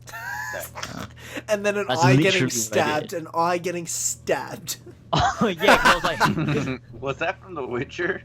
I don't know what that's from. Oh no, it's from an Assassin's Creed comic, I think. Oh, so Colin knows. Oh, Colin knows. Colin knows all about it. But for everyone else, they're like, what is that? What's that in the thumbnail? Who knows? And so they click it. And also, I just had to put sex and gore in the title, so people clicked it. I mean, he basically said, oh, I just want to see more mature stuff. Like The Witcher does a lot of, like when you attack someone, like their body parts fall off. You see a lot of like weird fucked up boobs. shit. There's boobs and in The obviously, Witcher. yeah, and lots of nudity. And it's like it's mature, and I'm like, oh, well, I can fucking turn that into a clickbait title. But I do agree to a certain extent with like. I mean, include it if it's necessary, whatever. It kind of works for The Witcher, but don't force it in. you don't need to force it in. But like things with like gore and stuff, I would like to have, if you hit someone with a sword, you can see that you've like cut their arm off or something, because it just looks cool. Yeah, it would be dope. I'd love the combat in The Witcher when you're like, do you finish a combo and you like cut someone's head off, and it's fucking awesome. Like that's just great. Like, put that in Assassin's Creed. Give me the ability to chop legs off. It's great. It's fun. So it was just like essentially make it more adult, less pandering to young. And I get that. I can agree with that. And that kind of goes to a point that Billy, Ace 99, my boy, my Dynamite team captain, made. Yeah. When I was saying that, look, calm down, the Ezio collection is for, like, people that have sold their old consoles, or people that have never played them, and they can now start playing them because they only have the new consoles. Mm-hmm. And he goes, I feel like every game is for new players. And I said, that's such a legit point. Yeah, that's true. And I feel like we do give grief to them, to Assassin's Creed for that, but I am okay with it in this context. But like, yes. But when, at what point do we get a game that's for us? Is Empire that game? I hope so. Every game they're like, we want to introduce new players to the franchise. Yeah, it's like, come on, just stop. It's been since Assassin's Creed 3 that they've been saying this is a game where new players can step in. That's what we're trying to do. It's like, please stop trying to do that, please. It hasn't worked out well for you, has it? The past 5 years or however long it's been, it just hasn't been working out. Just stop. Stop doing it. Like, just make a game that is for the fans. That's where franchises do really, really well. Like, look at Kingdom Hearts. When they make a game, they don't go, right, how can we introduce new players? They're like, how can we do this for the fans? What do the fans want? Like, how can we make this even better? Because when you play, like, say, Kingdom Hearts 2, if you were to just start playing 2, you don't really know what's going on. Like, you kind of have to play the first game because of, like, they do the little recap cutscene, which is awesome, but everything's kind of played off of what fans already know. And Assassin's Creed definitely used to do that up until 3. was like everything was based off of things fans already knew. Like they did the recap at the beginning because it was cool, and I fucking loved the recap stuff at the beginning. I thought that was always really awesome, and I fucking was so upset when they took it out of 4. But like they used to do stuff for the fans, be like, look, we need to progress this awesome series we've done, and just look at it from that perspective. But I feel like they started looking at it like, oh, how can we get new people in on this? Like, how do we appeal to everyone? And that's where they kind of lost it, is they're just trying to appeal to everyone rather than thinking, right, well, how do we make our franchise better for itself and for the people that like it? And I guess it's like, because they're like, oh, people don't like the modern day, let's get rid of it. It's like, but the game is the modern day. You can't just get rid of it. That is the game. If people don't like it, they don't play it. They play something else. Like, that is your game, so you keep it in. You just stay true to the series rather than being like, oh, some people don't like it, let's try and pander to everyone. And I feel like, to a certain extent, you have to do that. You have to try and be like, okay, so what does everyone want? We kind of need to pander to everyone, kind of make everyone happy. But then at the same time, you have to think, well, how do we make sure the game series stays true to itself? And they do too much reinventing. Like, 3 didn't feel like a sequel. It felt like a new game with Assassin's Creed slapped on. Same with Unity. Whereas 2... feels like 1, just better. It's just the perfect sequel, because it feels like a sequel to the first game, and then they just I don't know what happened. Like 4 is a sequel to 3 in a sense, and Syndicate is to Unity in a sense, but they don't feel connected the same way. There's not like a thread running through them that connects them all as Assassin's Creed games, other than like the title. Isn't that the crazy thing? Not only Assassin's Creed 2 feels like a sequel gameplay wise, but even though it does different characters hundreds of years apart, it feels like a sequel story wise. Because not only do you have obviously the Desmond part, which is a huge factor in those games, but also Altair played a huge role in Ezio's story in Assassin's Creed 2 and going forward in Revelations. Yeah. Whereas you've got, like you said, Syndicate's, I guess, a sequel to Unity in terms of gameplay. 0 reference to each other. Absolutely no reference to each other. 4 is only a reference to 3 because you're the grandfather of the Assassin's Creed 3 protagonist, but story-wise, theme-wise, no relation whatsoever.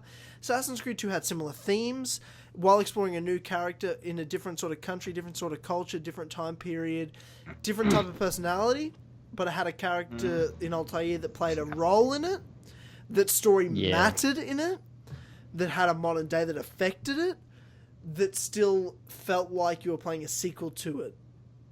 It's all those things. That's why Assassin's Creed 2 is so good and relates to 1.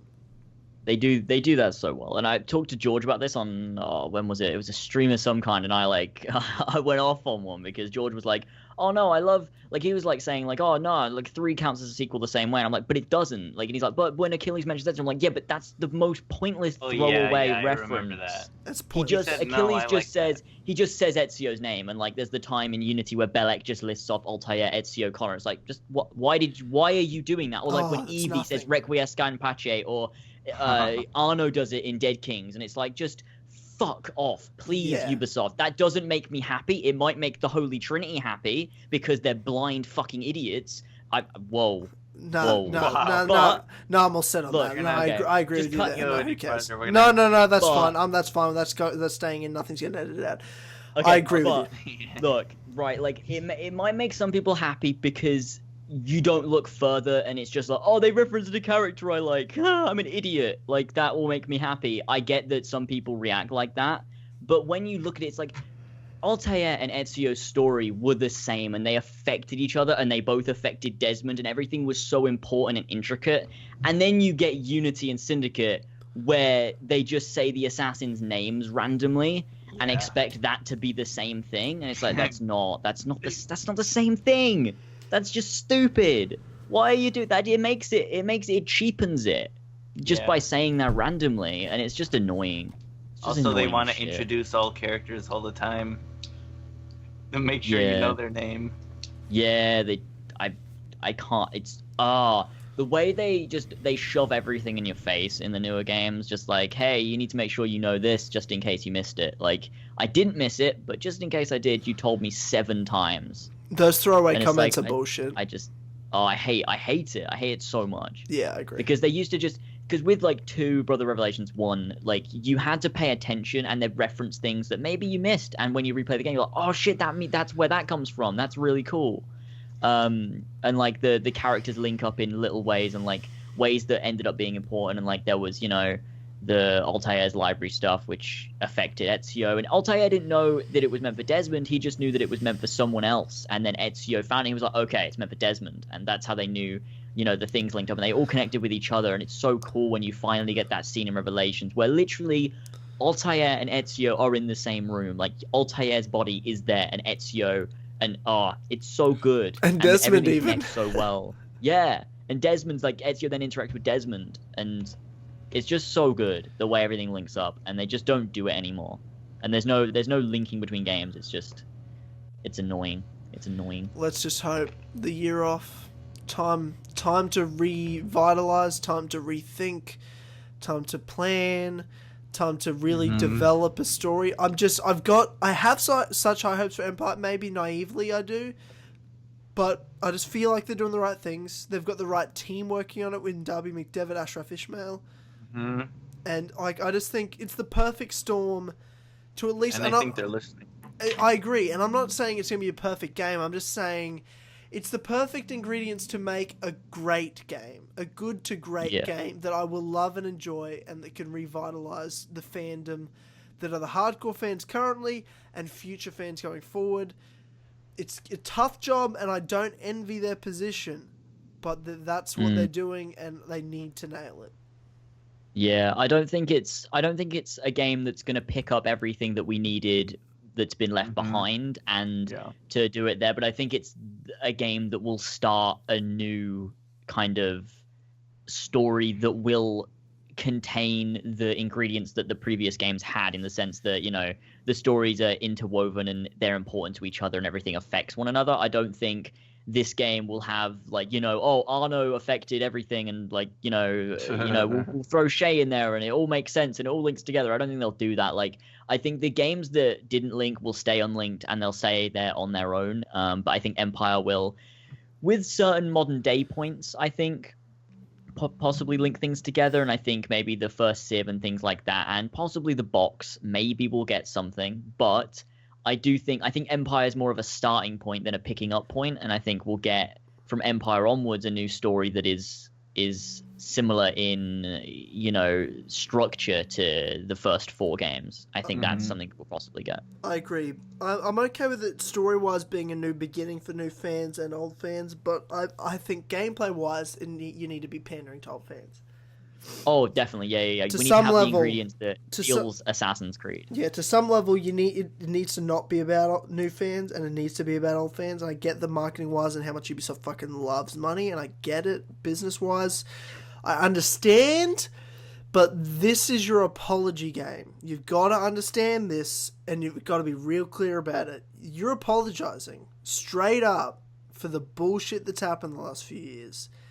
That's what this next game is. That's partly what this Ezio collection is trying to be. Now, also, I wanted to add in regards to the last podcast and things we talked about, and since I've asked Darby McDevitt about it and he responded, which was at the end of Assassin's Creed 3, because we're talking about Juno's still around. If William, Sean, and Rebecca knew about Juno being out there, why haven't they tried to stop her, or did they not hear her? Now, Darby McDevitt, writer of Assassin's Creed Revelations, Assassin's Creed 4 Black Flag, and potentially, we're guessing, Assassin's Creed Empire, said to me that he always believed, he didn't write 3, so you gotta give him that, he always believed that Sean, Rebecca, and William could in fact hear what Juno was saying. Now, I didn't then go and be like, insult and be like, then why the fuck is this? He didn't write the game, first of all, so it's not his fault. Second of all, he responded to me, I'm not gonna be an asshole. But it just brings up the point that, okay, sure, let's assume then, safely, that they could all hear. Then, yes, why the fuck hasn't anything happened with Juno, Sean, Rebecca, William? That question from the last podcast is still up in the air. At least we have more confirmation of what question we're asking. Well, story-wise, trying to make it make sense, I think it's that we don't know. And that there is no really reason for it, other than, I guess, they didn't know what to do. So in Black Flag, they're trying to acquire information about Juno, Desmond, that kind of thing. But after that point, What are nothing. they doing? They kind of give up. There's nothing there. So I guess the point is, why are they getting the shroud? Ubisoft... What are they doing? Finding sages, but not to actually stop Juno's plans of finding sages, just to stop Templars from getting sages. Because it doesn't.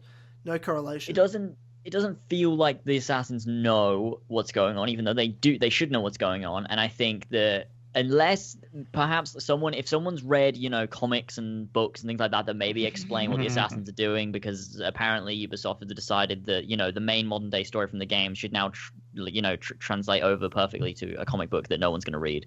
That's a good idea. Who's that? What? Keep going. Don't worry about it.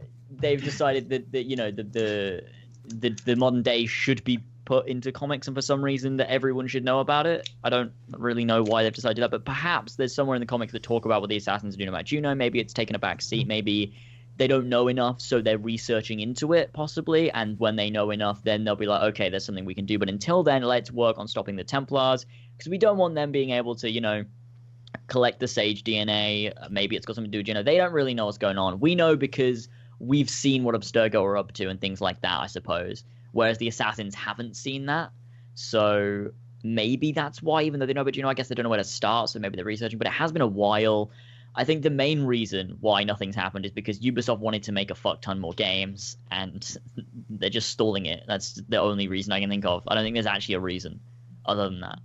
Like a story reason. I don't think there is one. It doesn't make any sense. And there's no vision. They don't actually even know how to end this or where to go. There's nothing there. Yeah. There's no substance to it. There's nothing driving the games. It's just there. It's just sitting there doing nothing. They're just making games, and they're pushing. They don't further the story and add to the story. They add separate plot points that don't link up with previous plot points, and they don't have any intention of following up the plot points ever. So I don't really know. It's really annoying that they do that all the time. But maybe they can do something about it in Empire. I mean, hopefully they can do something about it. But just don't keep making all these plots that don't have a meaning, because they're unnecessary. Like the sages were thrown in, and now they're like, oh, now what do we do with these? And then there's the box. They're like, let's reintroduce the box, but not really know what it is or what it does, and completely change it. And now Juno's plan has changed, because I don't think when you see her being all threatening in 3 and like how scared Minerva is and all that shit, you think that she's going to do something big, but she doesn't. She just sits away with some other plan that I don't think she had in 3. I don't think they came up with the plan in 3. I think they've suddenly come up with it now. And it's like it used to be when they came up with ideas, like new ideas that they then added to it and changed things. It wasn't as obvious. Like you could look at it and go, okay, well that's probably something they come up with, but it also looks like it could have been the plan from day one. Now you can clearly tell when they've come up with something new, because none of it fits together right. But James, 3 years is only a blink of an eye and an elf. I'm out. I'm fucking done. That's perfect. That's perfect. I appreciate that. That's good. That's a good one. Oh fuck. Yeah, well that's yeah. I mean, something Jamie wanted is for us to do a big modern day talk, which we can do at some point. We're not doing that today. I think there's no way. I think when we do a live one, at some point we should just because everyone will be there to talk about it as well in the chat. I think we should just talk about modern day for a little bit and see what everyone thinks. Get some input and just talk about modern day, because I think modern day takes a backseat a lot of the time, and people like to talk about it, but I think it'd be something to talk about. I think it'd be a good topic. I agree. Yeah. Roger Craig Smith tweeted at you guys. That was weird. I didn't know what the fuck that was. Oh, that was weird. That ain't me. Yeah, he replied to a tweet, but the tweet didn't show up for some reason, and I found the tweet. It got deleted. Yeah, no, I found it. If it didn't get deleted, it's still there. It just doesn't show up for some reason. It was just someone tweeting me and Tyler and going, "What the fuck happened to Roger Craig Smith's voice? Did he get throat cancer?" And it was like a picture of AC Chronicles China. Oh. And so that was his reply. It made sense. I just didn't understand at the time. I was like, "Why is he tweeting me, Tyler, and some guy? Like, what is this?" I was very confused of why Ezio was tweeting us. That was weird. Yeah, it was a bit weird. But... Yeah. Yeah. Well, that's all my list run through. Oh. We've talked about a lot. We've done more than the full 3. We did do the full 3. Yeah. Okay, that's fantastic. Let's go ahead and end before we get to the fuck off 4 or any further in, because last time when we got to the fuck off 4, I don't know what happened. Fuck off 4. Jesus, titty fucking Christ. Okay, well, thank you so much, ladies and gentlemen, for listening to the podcast, whether it's on SoundCloud, iTunes, YouTube, all the love in the world towards you. And thank you, obviously, James, my co-host. We can only be one co-host, apparently. Oh, we didn't bring that up ever. What? Ah, damn it. People are dumb and think co-host means they can only be... Host is a host. Co-host, the co, means there's multiple. So there's 2 co-hosts, you dumb cunt. Anyway. You don't have a co-host doesn't mean a side host. It means co-host means we both co-host the podcast because there's 2 of us and we equally host it. That's what it means. We're a team. It's our podcast together. There we go. We're a couple of 1-2 buddy boys, essentially. Yeah. That's the best way to 1-2 co-buddy boys. Couple of 1-2 buddy boys. Buddy boy. What? And Victor, thank you very much for joining us once again. Mm-hmm. I hope you had a great time, and thank you for being a patron and supporter constantly of both of our channels. You're an amazing sweet lad. You are. I'll find another way on. This time as our buddy boy. Classic. And that's pretty much the podcast. So are we ready to go out? Did I miss anything? Buy our merch. Wait, buy our merch. I haven't said it for a little bit, but a couple of people. I don't know. I got a couple of purchases, but I know that. Are we selling some shirts? Are we sending out some shirts? Are we sending out shirts? Well, no, as in, are we selling shirts? Are we selling shirts? Are we getting purchases of the shirts? Oh yeah. Where's my money? Yeah. I don't know where the money goes. That's what confuses me. The website tells me there's money, and I don't know where the money goes. Brian? Where's my money? I'm gonna have to definitely look into it though, because it's actually confusing me. But Charlie bought a T-shirt, classic Charlie. Shout out. Who's also which shirt or which Charlie? Not which Charlie, which shirt? Which shirt? The Kill Connor Club T-shirt. The other real shirt. Kill Connor Club one, and he's actually he's my patron, so he pledged $15, so he will be on in the future when we sort out what's going on there. So cheers to Charlie for the purchase of the shirt as well. Because I thought I'd bring that up, but there you go. Yeah. Getting quiet as we go on. Any final words there, Victor? Thank you very much, man. A few words. Cool. Another great weird podcast. They're all different. It's fucking Kill Connor Club. Did you do your outro? Haven't done it yet. For sure, right. Just let me do it. Let's do it. Outro. Okay. Go for it. Ready? 3, 2. 2. Kill